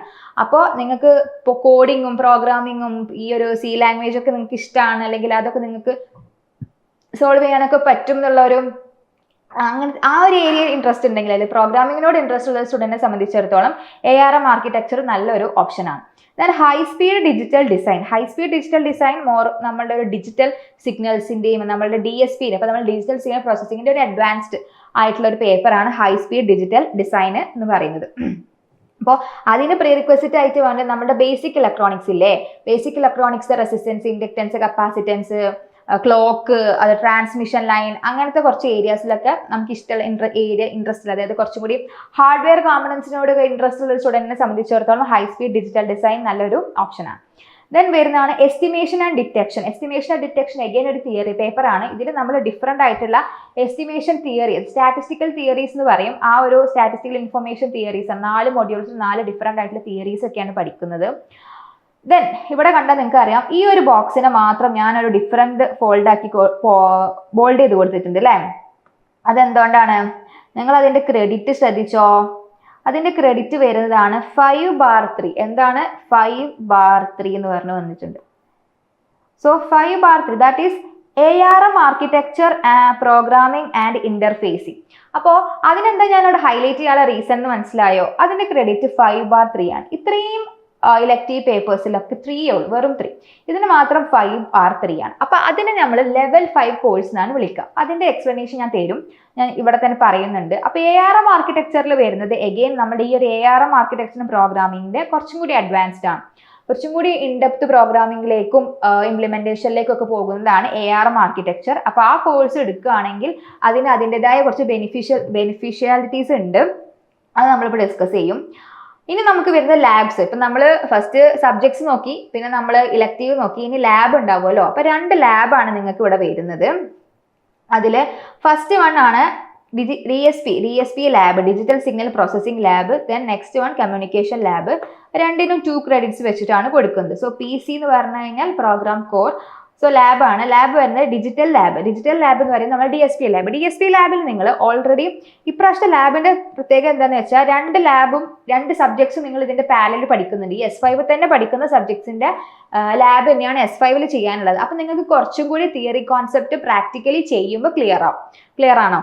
സോ DSP ലാബിൽ നിങ്ങൾക്ക് ബേസിക്കലി പഠിക്കാനുള്ളത് ഡിജിറ്റൽ സിഗ്നൽ പ്രോസസ്സിംഗിൽ നിങ്ങൾ FIR ഫിൽട്ടർ, IIF, DFT, അതുപോലെ തന്നെ DSP, അതായത് സിഗ്നൽസ് ആണല്ലോ. അപ്പോൾ ഡിഫറെൻറ്റ് സിഗ്നൽസിന്റെ സിമുലേഷൻസ് കാര്യങ്ങളൊക്കെ അത് നിങ്ങൾ KTUവിന്റെ സിലബസ് പ്രകാരം MATLAB യൂസ് ചെയ്തോ പൈത്തൺ യൂസ് ചെയ്തോ ചെയ്യാൻ പറ്റും. മോസ്റ്റ്ലി നിങ്ങൾ ചെയ്യുന്നുണ്ടാവുക MATLABിലായിരിക്കും. അപ്പോൾ MATLAB യൂസ് ചെയ്തിട്ട് എങ്ങനെയൊക്കെയാണ് ഒരുപാട് സിഗ്നൽസിന്റെ സിമുലേഷൻസ് നമുക്ക് ചെയ്യുന്നത്. 14 എക്സ്പെരിമെന്റ്സ് ഉണ്ട്. അപ്പോൾ നിങ്ങളുടെ കോളേജിലെ ഫാക്കൾട്ടിക്ക് അനുസരിച്ചായിരിക്കും നിങ്ങൾ ആ എക്സ്പെരിമെന്റ്സ് സെലക്ട് ചെയ്യുന്നുണ്ടാവുക. അപ്പോൾ നിങ്ങൾ എന്ത് ചെയ്യുക, DSP പഠിച്ച സ്റ്റുഡൻറ്റിന് DSP പ്രോപ്പർ ആയിട്ട് പഠിക്കുമ്പോൾ, അതായത് DFT, FIR എന്നൊക്കെ പറഞ്ഞിട്ടുള്ള ഫിൽറ്റേഴ്സ്, സിഗ്നൽസും കാര്യങ്ങൾ, കൺവല്യൂഷന്, പാസീവൽ സിയർ ഒക്കെ ഞാൻ നേരത്തെ പറഞ്ഞല്ലോ, നമ്മൾ സിഗ്നൽസിൽ പഠിച്ചിട്ടുള്ള കോൺസെപ്റ്റ് തന്നെയാണ്. അപ്പോൾ അതിൻ്റെയൊക്കെ സിമുലേഷൻ ആണ് നമുക്ക് DSP ലാബിൽ വരുന്നത്. പിന്നെ കമ്മ്യൂണിക്കേഷൻ ലാബിൽ നമുക്ക് ബേസിക്കലി 3 പാർട്സാണ്. ഒന്ന് ഹാർഡ്വെയർ പാർട്ട് ഉണ്ട്, സോഫ്റ്റ്വെയർ പാർട്ട് ഉണ്ട്, പിന്നെ ഒരു സിമുലേഷൻ പാർട്ട് ഉണ്ട്. 3 പാർട്ടായിട്ടാണ്, പാർട്ട് A, B, C ആയിട്ടാണ് നമ്മളുടെ കമ്മ്യൂണിക്കേഷൻ ലാബിനെ ഡിവൈഡ് ചെയ്തിട്ടുള്ളത്. അപ്പോൾ അതിൽ ഫസ്റ്റ് പാർട്ടിൽ ഹാർഡ്വെയർസ് ആണ്. അപ്പോൾ നിങ്ങൾക്ക് ആംപ്ലിറ്റ്യൂഡ് മോഡുലേഷൻ്റെ ഒക്കെ ഒരുപാട് FM കാര്യങ്ങളൊക്കെയാണ് അവിടെ നോക്കാനുള്ളത്. അത് നിങ്ങൾ അനലോഗ് ആൻഡ് ഡിജിറ്റൽ കമ്മ്യൂണിക്കേഷൻ പഠിക്കുന്ന സ്റ്റുഡൻറ്റിന് കുറച്ചും കൂടി നല്ല ക്ലിയർ ആയിട്ട് മനസ്സിലാക്കാൻ പറ്റും. ADCയിൽ പഠിക്കുന്ന തിയറി കോൺസെപ്റ്റ് നിങ്ങൾ ഇവിടെ ലാബിൽ ചെയ്യും. ഇപ്പോൾ പൾസ് കോഡ് മോഡുലേഷൻ, PCM, അതുപോലെ BPSK, QPSK, ഇതിൻ്റെയൊക്കെ കുറേ തിയറിയാണ് നമ്മൾ ADCയിൽ പഠിക്കുക. അപ്പോൾ ഇതിൻ്റെ കാര്യങ്ങളൊക്കെ നമ്മൾ സിമുലേഷനിൽ നമ്മൾ ഈ വേവ്സും വേവ് ഫോം PCMൻ്റെ ഒക്കെ നിങ്ങൾ കാണുമ്പോൾ നിങ്ങൾക്ക് കുറച്ചും കൂടി ഐഡിയ കിട്ടും. അത് നിങ്ങളുടെ തിയറി എക്സാമിന് ഹെൽപ്ഫുൾ ആവും ചെയ്യും. ഓക്കെ ആണല്ലോ. അപ്പോൾ അത് രണ്ടുമാണ് നമ്മുടെ ലാബ് വരുന്നത്. സോ DSP ലാബും ഉണ്ട്, കമ്മ്യൂണിക്കേഷൻ ലാബും ഉണ്ട്. അപ്പോൾ തിയറി പ്രോപ്പർ ആയിട്ട് പഠിക്കുമ്പോൾ അതിൻ്റെ സൈഡിൽ തന്നെ നമുക്ക് ലാബും കൂടി ഒപ്പം കൊണ്ടുപോകുമ്പോൾ നമുക്ക് കുറച്ചും കൂടി ക്ലാരിറ്റി കിട്ടും. ഓക്കെ ആണല്ലോ. ഇതാണ് ഞാൻ പറഞ്ഞ ലെവൽ 5 കോഴ്സസ്. ലെവൽ 5 കോഴ്സ് നമുക്കിവിടെ വരുന്നത് ഇതാണ്. ഈ ARM ആർക്കിടെക്ചർ എന്ന് പറയുന്ന ആ ഒരു സബ്ജക്റ്റിനെയാണ് നമുക്കിവിടെ ലെവൽ 5 കോഴ്സ് ആയിട്ട് വന്നിട്ടുള്ളത്. അപ്പോൾ ഇതിൻ്റെ ഒരു പ്രത്യേകത എന്താണെന്ന് വെച്ച് കഴിഞ്ഞാൽ ഇതിന് നമുക്ക് മാക്സിമം, അതായത് ഇത്രയും 7 ഇലക്റ്റീവിൽ 6 ഇലക്റ്റീവിന് നമുക്ക് മാക്സിമം ക്രെഡിറ്റ് കിട്ടുക എന്ന് പറയുന്നത് 3 ആണ്. പക്ഷെ ലെവൽ 5 കോഴ്സിന് നമുക്ക് മാക്സിമം 5 ക്രെഡിറ്റ് വരെ കിട്ടാം. അതായത് 5 ക്രെഡിറ്റ്സ് ആണല്ലോ ടോട്ടലി വരുന്നത്. അതിനെ നമുക്ക് 2 രീതിയിൽ സ്പ്ലിറ്റ് ചെയ്യാം. ഒന്ന് 3 ക്രെഡിറ്റ്സ് മാത്രം, അല്ലെങ്കിൽ ഈ ഒരു അഡീഷണൽ 2 ക്രെഡിറ്റും കൂടി കിട്ടാം. സോ ഈ 3 ക്രെഡിറ്റ്സ് ആണ് നോർമലി നമ്മൾ ഇന്റേണൽ എഴുതി എക്സ്റ്റേണൽ എഴുതി നമ്മൾ പാസ് ആവുകയാണെങ്കിൽ നമുക്ക് ഈ ഒരു 3 ക്രെഡിറ്റ് ആണ് കിട്ടുക. That is continuous internal evaluation plus end semester examination. നമ്മൾ നോർമലി നമ്മളൊരു സബ്ജക്ട് ഇന്റേണൽ എഴുതണം, ഇന്റേണൽ പാസ് ആവണം, എക്സ്റ്റേണൽ എഴുതി എക്സ്റ്റേണൽ പാസ് ആയി കഴിഞ്ഞാൽ നമുക്കൊരു ഫിക്സ്ഡ് ആയിട്ടുള്ള ക്രെഡിറ്റ് കിട്ടുമല്ലോ, അത് നമ്മൾ 3 ക്രെഡിറ്റ്. അതാണ് നിങ്ങൾ ചെയ്യുന്നതെന്നുണ്ടെങ്കിൽ നിങ്ങൾക്ക് 3 ക്രെഡിറ്റ് കിട്ടും. ഇനി അഡീഷണലി നിങ്ങളൊരു എക്സ്റ്റേണൽ വൈവ, അതായത് CIE കോമ്പണന്റ് എന്നാണ് അതിന് പറയുന്നത് കേട്ടോ. CIE കോമ്പണന്റ് അതൊരു വൈവയാണ്. ആ വൈവ നിങ്ങൾ അറ്റൻഡ് ചെയ്തിട്ട് ആ വൈവയിൽ എബവ് 70% മാർക്ക് ഉണ്ടെങ്കിൽ നിങ്ങൾക്ക് ഈ ഒരു 2 ക്രെഡിറ്റും കൂടി എന്ത് ചെയ്യും, ആഡ് ഓൺ ആയി കിട്ടും. അപ്പൊ നിങ്ങൾക്ക് ഓവറോൾ 5 ക്രെഡിറ്റ് കിട്ടും. 5 ക്രെഡിറ്റിൽ 3 ക്രെഡിറ്റ് എന്ന് പറയുന്നത് എന്താണ്, നമ്മളുടെ ഇന്റേണൽ എക്സാമും അതുപോലെ എൻഡ് സെമസ്റ്റർ എക്സാമും മാത്രമായിട്ട് വരുമ്പോൾ നമുക്ക് 3 ക്രെഡിറ്റ് കിട്ടും. അത് നമ്മളെ യൂണിവേഴ്സിറ്റിന്റെ നോർമൽ എക്സാംസിൽ നമുക്ക് കിട്ടുന്ന പോലെ 3 ക്രെഡിറ്റ് കിട്ടും. പിന്നെ അഡീഷണലി 2 ക്രെഡിറ്റും കൂടി കിട്ടണം എന്നുണ്ടെങ്കിൽ നമ്മൾ ഈ ഒരു വൈവയും കൂടി പാസ്സാവണം. ക്ലിയർ ആണല്ലോ? അതാണ് ഈ ഒരു 5 ക്രെഡിറ്റിന്റെ സ്പ്ലിറ്റ് എന്ന് പറയുന്നത്. ഈ 5 ക്രെഡിറ്റ് വരുന്നതുകൊണ്ടാണ് ഇതിനെ ലെവൽ 5 കോഴ്സ് എന്ന് വിളിക്കുന്നത്. അപ്പോൾ ഇവിടെ പറയുന്നത് എന്താണ്, lower 3 Bloom's level CIE plus end semester examination. അതായത് നമ്മുടെ 3 ബ്ലൂംസ് ലെവൽ നിങ്ങൾക്ക് അറിയുന്നുണ്ടാവും. നമ്മളുടെ ക്വസ്റ്റ്യൻ പേപ്പർ അതായത് സിലബസ് പ്രകാരം നമുക്ക് 3, 4, 5 എന്നൊക്കെ പറഞ്ഞ് ബ്ലൂംസ് ലെവൽ ഉണ്ട്. ബ്ലൂംസ് ലെവൽ എന്ന് പറഞ്ഞു കഴിഞ്ഞാൽ ആ ഒരു റേഞ്ച്, ഓരോ ക്വസ്റ്റ്യൻസിന്റെ ഒക്കെ റേഞ്ചും കാര്യങ്ങളൊക്കെയാണ്. അപ്പൊ CIE എൻഡ് സെമസ്റ്റർ, അതായത് CIE എൻഡ് സെമസ്റ്റർ എക്സാം നമ്മൾ പാസ് ആവുകയാണെന്നുണ്ടെങ്കിൽ നമുക്ക് ഓഫ് കോഴ്സ് നമുക്ക് എപ്പോഴും കിട്ടുന്ന പോലെ 3 ക്രെഡിറ്റ് കിട്ടും. പിന്നെ ഹയർ ലെവൽ ആണ് നമ്മുടെ ഈ ഒരു 2 ക്രെഡിറ്റ് കൊണ്ട് അത് കിട്ടണം എന്നുണ്ടെങ്കിൽ നമുക്ക് എന്ത് ചെയ്യണം, അനലൈസ് ആൻഡ് ഇവാലുവേറ്റ്. അതാണ് നമ്മുടെ ലെവൽ 5നെ കൊണ്ട് ഉദ്ദേശിക്കുന്നത്. അപ്പൊ ആ ഒരു പാർട്ടും കൂടി നമ്മൾ ക്ലിയർ ചെയ്താൽ മാത്രമേ ഉള്ളൂ നമുക്ക് ഈ ഒരു ആഡ് ഓൺ ആയിട്ടുള്ള ഈ 2 ക്രെഡിറ്റ്സ് എക്സ്ട്രാ വരാം. So students may choose 3 or 5. നമുക്ക് ചൂസ് ചെയ്യാം 3 വേണോ 5 വേണോ എന്നുള്ളത് നമുക്ക് ചൂസ് ചെയ്യാൻ പറ്റും. The additional 2 credit from level 5 can count towards the 15 credit honours requirement. അതായത് ഈ ഒരു 2 ക്രെഡിറ്റ് ഉണ്ടല്ലോ, അത് എവിടേക്കാ പോവാന്ന് അറിയോ? നിങ്ങളിപ്പോൾ ഒരു ഹോണേഴ്സ് എടുക്കുന്ന സ്റ്റുഡന്റ് ആണെന്നുണ്ടെങ്കിൽ നിങ്ങൾ ഹോണേഴ്സ് റിക്വയർമെന്റിലേക്കാണ് അത് ആഡ് ഓൺ ആവുന്നത്. ഓക്കെ ആണല്ലോ? അപ്പൊ അതാണ് ഇവിടെ പറയുന്നത്. അതിന്റെ ഒരു ഇന്റേണൽ എങ്ങനെയാണ് പോകുന്നത് നോക്കി നോക്കാം. So attendance as usual 5 marks, then internal examination 15 marks, analyse and evaluate 5 marks. So ഇതാണ് നമ്മുടെ എക്സ്ട്രാ വന്നിട്ടുള്ള ഒരു കോമ്പണന്റ് എന്ന് പറയുന്നത്. ക്ലിയർ ആയോ? ഇതാണ് ഇവിടുന്ന് ഒരു 10 + 10 20, ഈ ഒരു 20 മാർക്സ് ഉണ്ടല്ലോ, ഇതാണ് നമുക്കിവിടെ എക്സ്ട്രാ. അതായത് അനലൈസ് ചെയ്യാൻ ഒരു 5 മാർക്കും ഇവാലുവേറ്റ് ചെയ്യാൻ ഒരു 5 മാർക്കും പിന്നെ ഒരു എക്സ്റ്റേണൽ ഫാക്കൾട്ടീനെ വെച്ചിട്ട് വേണം നമ്മൾ എന്ത് ചെയ്യാൻ, ഒരു വൈവ കണ്ടക്ട് ചെയ്യാൻ. ആ വൈവയും കൂടി കിട്ടിക്കഴിഞ്ഞാലാണ് നമുക്ക് എന്ത് പറയാൻ പറ്റുള്ളൂ, ആ ഒരു 2 എക്സ്ട്രാ പോയിന്റ്സും കൂടി നമുക്ക് കിട്ടുള്ളൂ. സോ പിന്നെ ഇതിനൊരു പ്രത്യേകത എന്ന് പറഞ്ഞാൽ ഒറ്റ ഇന്റേണൽ എക്സാമിനേഷന് മാത്രമേ ഈ ഒരു ലെവൽ 5 കോഴ്സിന് ഉണ്ടാവുള്ളൂ. ദെൻ വൈവ കണ്ടക്ട് ചെയ്യുന്നത് നമ്മളൊരു KTUവിന്റെ ഒരു എക്സ്റ്റേണൽ ഫാക്കൾട്ടി നമ്മളെ കോളേജിലേക്ക് വന്നിട്ടായിരിക്കും ആ വൈവ നടത്തുക. ആ വൈവയിൽ നമുക്ക് 70% എബവ് മാർക്ക് ഉണ്ടെങ്കിൽ മാത്രമേ ഉള്ളൂ നമുക്ക് ഈ ഒരു എക്സ്ട്രാ 2 പോയിന്റ്സ് കൂടി ക്രെഡിറ്റ് ആവുള്ളൂ. അപ്പൊ അതിന്റെ ഒരു കണ്ടീഷൻ പറയുന്നുണ്ട്. അതായത് 5 ക്രെഡിറ്റ്സ് ഏൺ ചെയ്യണമെന്നുണ്ടെങ്കിൽ ഈ 2 കണ്ടീഷൻസും എന്തായാലും സാറ്റിസ്ഫൈ ചെയ്യണം. ഏതെങ്കിലും ഒന്നല്ല, ഈ 2 നമ്മളിവിടെ കൊടുത്തിട്ടുള്ള 2 കണ്ടീഷൻസും സാറ്റിസ്ഫൈ ചെയ്യുന്ന ഒരു സ്റ്റുഡന്റിനെ മാത്രമേ ഉള്ളൂ ഈ 5 ക്രെഡിറ്റ്സ് ഏൺ ചെയ്യാൻ പറ്റുക. സോ അതാണ് ഇവിടെ പറയുന്നത്. CIE എബവ്, അതായത് നമ്മളെ കണ്ടിന്യൂസ് ഇന്റേണൽ ഇവാലുവേഷൻ, നമ്മുടെ ഇന്റേണൽ മാർക്ക് എന്തായിരിക്കണം, എബവ് 80% ആയിരിക്കണം. ദെൻ വൈവക്ക് എബവ് 70, എയ്തർ 70 അല്ലെങ്കിൽ എബവ് 70. അതായത് ഇപ്പോൾ ഒരു 10 ക്വസ്റ്റ്യൻസ് ഉണ്ടെങ്കിൽ 10 മാർക്ക് വെച്ചിട്ടുള്ള ക്വസ്റ്റ്യൻ 1 മാർക്ക് ഈച്ച് ആണെങ്കിൽ 7 മാർക്ക് എങ്കിലും സ്കോർ ചെയ്താലുള്ള നിങ്ങൾക്ക് എന്ത് കിട്ടുക, 70% വൈവയ്ക്ക് കിട്ടുള്ളൂ. പിന്നെ 2 സെമസ്റ്റർ, അതായത് 2 നമ്മളുടെ ഇന്റേണലും യൂണിവേഴ്സിറ്റിയും കൂടി ആഡ് ചെയ്യുമ്പോൾ നമുക്ക് കിട്ടുന്ന ഗ്രേഡ് എന്ന് പറയുന്നത് എയ്തർ B അല്ലെങ്കിൽ എബവ് B ആയിരിക്കണം. B or B+ or S ആയിരിക്കണം. A or A+ or S. ഈ 5 ക്രെഡിറ്റ് 5 ഗ്രേഡ് ഉണ്ടെങ്കിൽ മാത്രമേ ഉള്ളൂ ഈ 5 ക്രെഡിറ്റും കൂടി ആവണം. മനസ്സിലായല്ലോ? സോ ഈ 2 കണ്ടീഷൻസ് സാറ്റിസ്ഫൈ ചെയ്താൽ നിങ്ങൾക്ക് 5 ക്രെഡിറ്റ്സ് കിട്ടും. ഇനിയിപ്പോൾ ഇതിൽ ഏതെങ്കിലും ഒരു കണ്ടീഷൻ പോയാൽ തന്നെ എന്തായാലും നിങ്ങൾക്ക് 3 ക്രെഡിറ്റ് കിട്ടും. ക്ലിയർ ആണല്ലോ?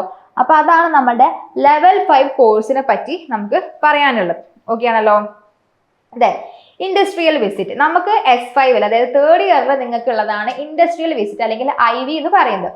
അപ്പൊ IV എന്ന് പറയുമ്പോൾ നമുക്കറിയാം മോസ്റ്റ്ലി സ്റ്റുഡൻസ് അതൊരു ലെഷർ ട്രിപ്പ്, നമുക്കൊരു ട്രിപ്പ് ആയിട്ട് തന്നെയാണ് നമ്മൾ കൺസിഡർ ചെയ്യുക. ഓഫ് കോഴ്സ് നമുക്ക് ട്രിപ്പ് പോകാൻ കിട്ടുന്ന ഒരു ചാൻസ് തന്നെയാണ്. പക്ഷെ ഓക്കെ, ട്രിപ്പ് പോകണം, മെമ്മറീസ് ക്രിയേറ്റ് ചെയ്യണം, എൻജോയ് ചെയ്യണം, എല്ലാം വേണം. പക്ഷെ അതിനൊപ്പം തന്നെ നമുക്ക് നമ്മുടെ അക്കാഡമിക്സും ഇമ്പോർട്ടൻ്റ് ആണല്ലോ. അപ്പൊ അതിന് വേണ്ടിയിട്ട് എന്ത് ചെയ്യണം, നിങ്ങൾ IVക്ക് പോകുന്ന സമയത്ത് നല്ലൊരു ഇൻഡസ്ട്രി ചൂസ് ചെയ്യുക. അല്ലെങ്കിൽ എന്തെങ്കിലും ഒരു വർക്ക്ഷോപ്സ് ഒക്കെ ഒരു 5 days വർക്ക്ഷോപ്പ് ഒക്കെ അറ്റൻഡ് ചെയ്തിട്ട് റിമൈനിങ് 5 days നിങ്ങൾക്ക് എന്ത് പോവാം, ട്രിപ്പ് പോവാവുന്നതാണ്. അപ്പോൾ അതിന്റെ ഒരു നമ്പർ ഓഫ് ഡേയ്സും കാര്യങ്ങളൊക്കെയാണ് ഇവിടെ കൊടുത്തിട്ടുള്ളത്. Maximum 12 days are permitted, not exceeding more than 6 working days. അതായത് 6 വർക്കിംഗ് ഡേയ്സ് മാത്രമേ നിങ്ങൾക്ക് കോളേജിൽ നിന്ന് അലവൻസ് ഉണ്ടാവുള്ളൂ, പെർമിറ്റ് ചെയ്യുള്ളൂ ആസ് പെർ KTU കേട്ടോ. അപ്പോൾ 12 days ആണ് നിങ്ങൾക്ക് മാക്സിമം 12 days. അതിൽ 6 days മാത്രമേ വർക്കിംഗ് ഡേയ്സ് ഇൻക്ലൂഡ് ചെയ്യാവുള്ളൂ. റിമൈനിങ് 6 days എന്തായിരിക്കാം, ഹോളിഡേ ആയിരിക്കാം. അപ്പം നിങ്ങളിപ്പം നിങ്ങൾ 5th സെം ആണ്. അപ്പം നിങ്ങൾ എപ്പോഴും ഇതൊക്കെ പ്ലാൻ ചെയ്യുന്ന സമയത്ത് നിങ്ങളെ യൂണിവേഴ്സിറ്റി കലണ്ടറൊക്കെ ഒന്ന് ചെക്ക് ചെയ്തിട്ട് യൂണിവേഴ്സിറ്റി എക്സാം, ലാബ് എക്സാം ഇതൊക്കെ എപ്പോഴാണ് വരിക അതിൻ്റെ ഒന്നും തൊട്ടടുത്ത് ആവരുത്. കാരണം നമുക്കറിയാം നമ്മൾ സെം എൻഡ് ചെയ്യുന്ന സമയത്ത് നമുക്ക് ഒരുപാട് കാര്യങ്ങൾ ചെയ്ത് തീർക്കാനുണ്ടാവും. മോസ്റ്റ്ലി അപ് ടു ഡേറ്റ് ആയിട്ട് ചെയ്യാത്ത സ്റ്റുഡൻസിനാണ് ആ ഒരു ഓട്ടപ്പാച്ചിലൊക്കെ ഉണ്ടാവുക. അപ്പോൾ നിങ്ങൾ ആ ലാസ്റ്റ് മിനിറ്റിലേക്ക് നിൽക്കരുത്. പക്ഷേ ഇൻ കേസ് എന്തെങ്കിലുമൊക്കെ റെക്കോർഡ് സബ്മിഷൻ, റെക്കോർഡ് സൈന് വാങ്ങുക, അങ്ങനത്തെ കുറേ ലാസ്റ്റ് മിനിറ്റ് ആയിട്ടുള്ള കുറേ കാര്യങ്ങൾ ഉണ്ടാവും എന്തായാലും. അപ്പോൾ ആ ടൈമിലേക്ക് നിങ്ങൾ എന്താവരുത്, ID നോക്കി വെക്കരുത്. കുറച്ചും കൂടി ബാക്കിലേക്ക്, അതായത് നിങ്ങളുടെ ഫസ്റ്റ് ഇന്റർണലൊക്കെ കഴിഞ്ഞിട്ട് ഇതിപ്പോൾ ജൂലൈ ആണ്. അപ്പോൾ നിങ്ങൾക്ക് ഒരു ഓഗസ്റ്റ്, നമുക്ക് ഓണം വെക്കേഷൻ ഒക്കെ വരുന്ന സമയത്ത് നിങ്ങൾക്ക് ഇൻട്രസ്റ്റ് ഉണ്ടെങ്കിൽ എല്ലാവർക്കും ഓക്കെ ആണെങ്കിൽ ആ ടൈം ചൂസ് ചെയ്യാൻ പറ്റും. കാരണം എന്താണെന്ന് വെച്ചാൽ നമുക്ക് ഓൾറെഡി പബ്ലിക് ഹോളിഡേയ്സ് ആണ് കുറച്ച് ഫ്യൂ ഡേയ്സ്, പിന്നെ അതിന് ശേഷം ഒരു 6 days നിങ്ങൾക്ക് ഒരു അഡീഷണലി വർക്കിംഗ് ഡേയ്സും നമുക്ക് കോളേജിൽ പ്രൊവൈഡ് ചെയ്യും. അതും കൂടി കിട്ടുകയാണെങ്കിൽ നമുക്ക് എന്ത് ചെയ്യാൻ പറ്റും, ഒരു 12 days ട്രിപ്പായിട്ട് നമുക്ക് പോവുകയും ചെയ്യാം. അതായത് നമുക്ക് എൻജോയും ചെയ്യാം, നമുക്ക് പഠിക്കാനുള്ളത് പഠിക്കുകയും ചെയ്യാം. സോ അപ്പോൾ നിങ്ങൾക്ക് ഫസ്റ്റ് കൺസിഡർ ചെയ്യാനുള്ളത് ടൈമിംഗ് ആൻഡ് പെർമിഷൻസ്. നിങ്ങൾ ടൈമിങ്ങും കാര്യങ്ങളൊക്കെ പ്രോപ്പറായിട്ട് നോക്കുക.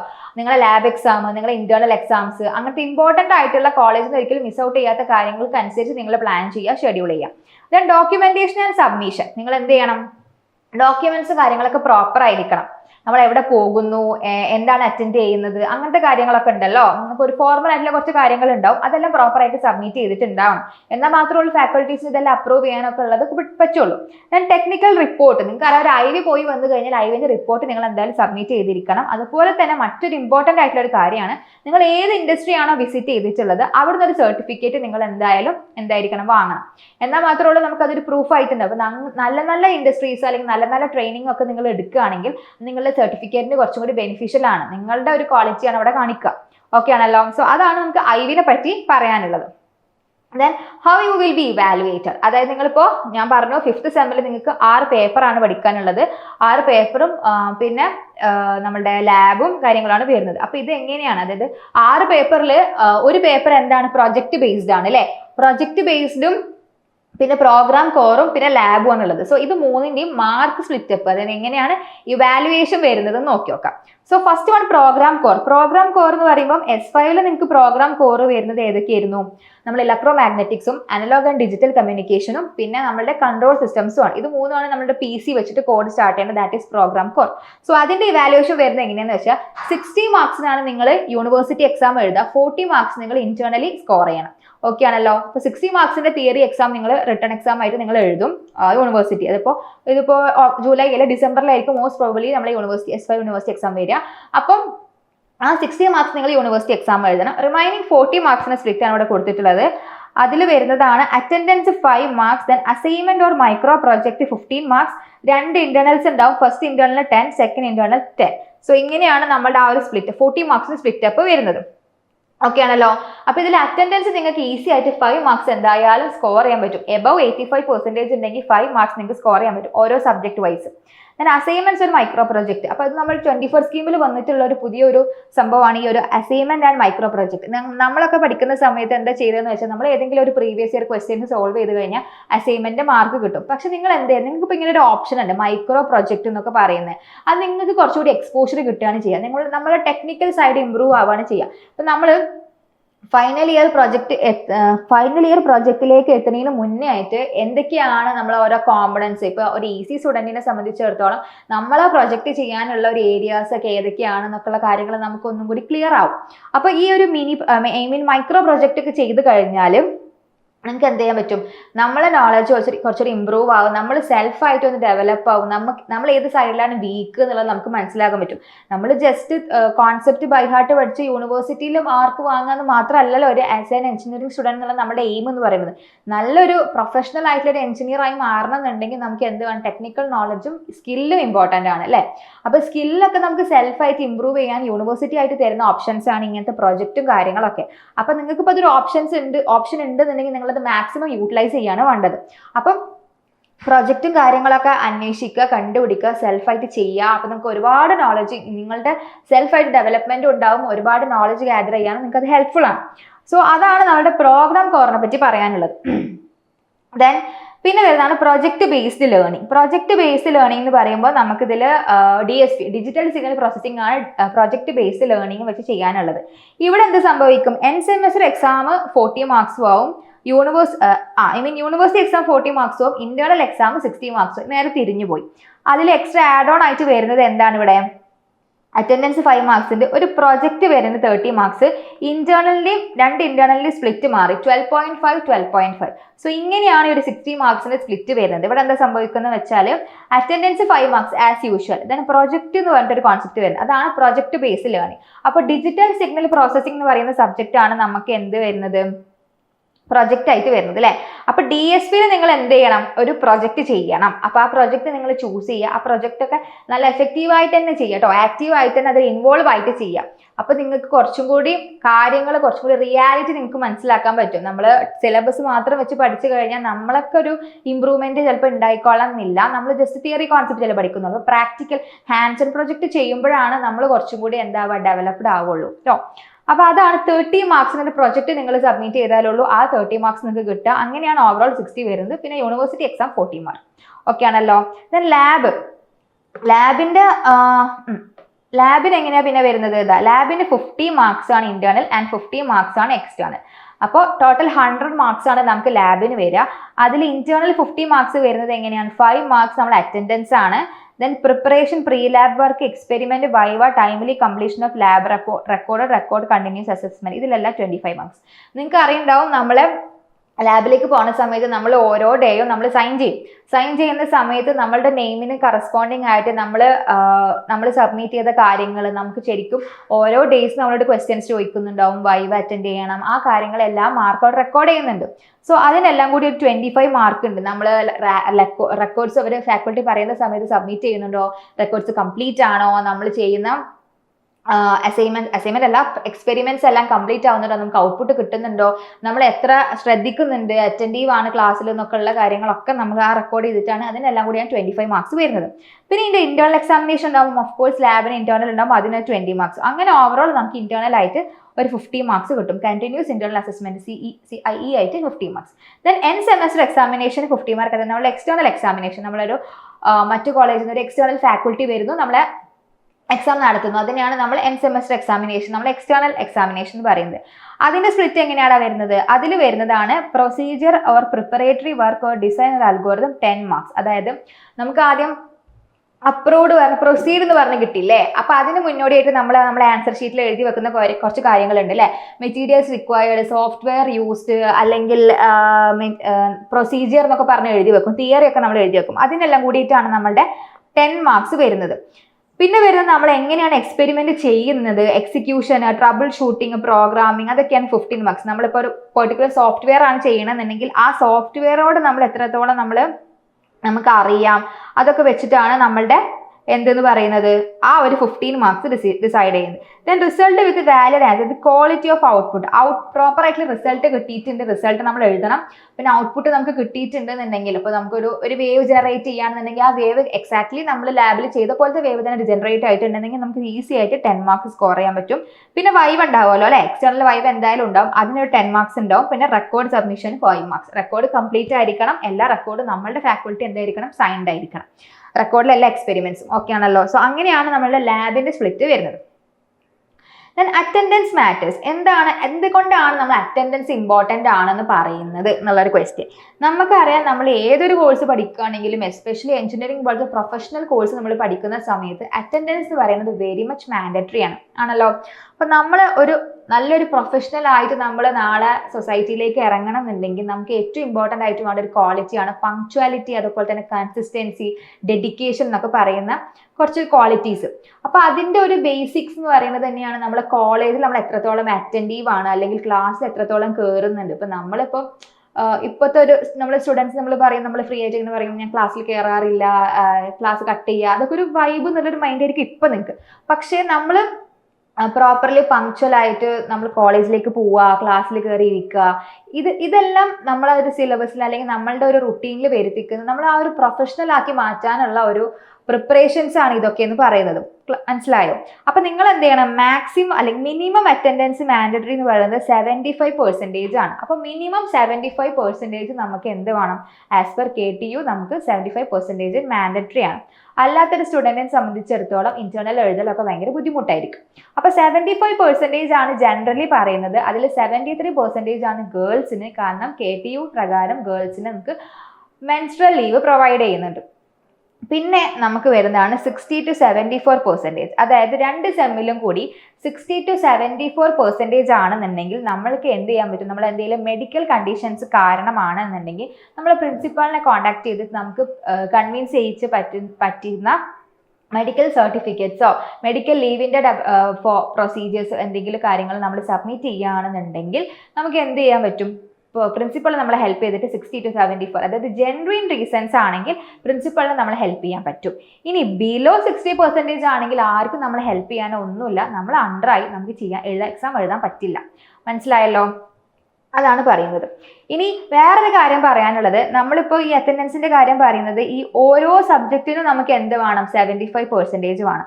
ഇനി ഓവറോൾ അറ്റൻഡൻസ് നമ്മൾ ഓവറോൾ, അതായത് ഒരു സെമ്മത്തെ ഓവറോൾ അറ്റൻഡൻസ് എന്ന് പറയുന്നത് ബിലോ 40 ആണെങ്കിൽ, ഓവറോൾ അറ്റൻഡൻസ് ബിലോ 40 ആണെന്നുണ്ടെങ്കിൽ നമ്മൾ എന്താണ്, ഇയർ ഔട്ട് ആണ്, ഇയർ ഔട്ട് ആവും. ക്ലിയർ ആയോ? ഓക്കെ, അപ്പൊ അത് ശ്രദ്ധിക്കണം നമ്മൾ.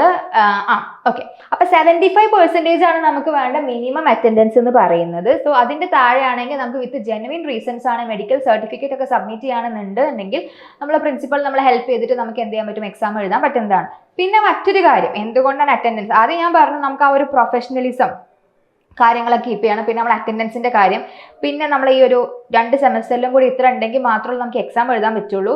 പിന്നെ ഇമ്പാക്ട് ഓൺ ഇന്റേണൽ ഇവാലുവേഷൻ, നമ്മളെ ഇന്റേണൽ മാർക്കിന് ഏറ്റവും ഒരു ക്രൈറ്റീരിയ ആണല്ലോ അല്ലെ അറ്റൻഡൻസ് എന്ന് പറയുന്നത്. ഇന്റേണലിൽ 5 മാർക്സ് അറ്റൻഡൻസ് അല്ലേ, അപ്പൊ അത് നമുക്ക് സ്കോർ ചെയ്യണം. നമുക്ക് നമ്മളെ കയ്യിലുള്ള ഏറ്റവും ഇമ്പോർട്ടന്റ് ആയിട്ട് നമുക്ക് സ്കോർ ചെയ്യാൻ പറ്റുന്ന ഒരു ഏരിയ ആണ് നമ്മുടെ ഇന്റേണൽ മാർക്ക് എന്ന് പറയുന്നത്.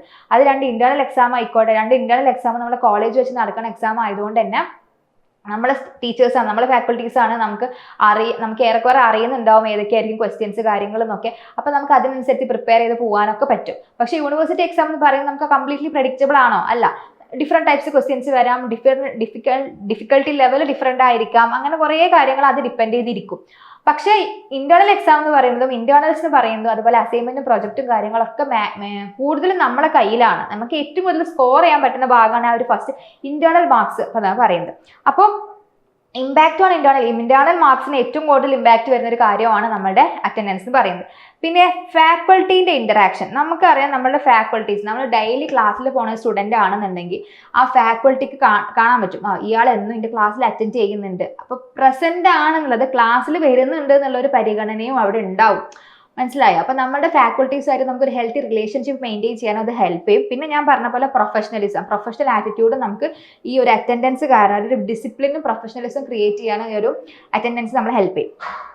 സോ ഇനി അറ്റൻഡൻസ് മാർക്കിന്റെ റൂളാണ് ഇവിടെ കൊടുത്തിട്ടുള്ളത്. അത് വന്നിട്ടുള്ളത് എങ്ങനെയാണ്, 85-ന്റെയും 100-ന്റെ ഇടയിലാണെങ്കിൽ നമുക്ക് 5 മാർക്സ് കിട്ടും. എബവ് 80, അതേപോലെ 80 to 85 ആണെങ്കിൽ 4 മാർക്സ് കിട്ടും.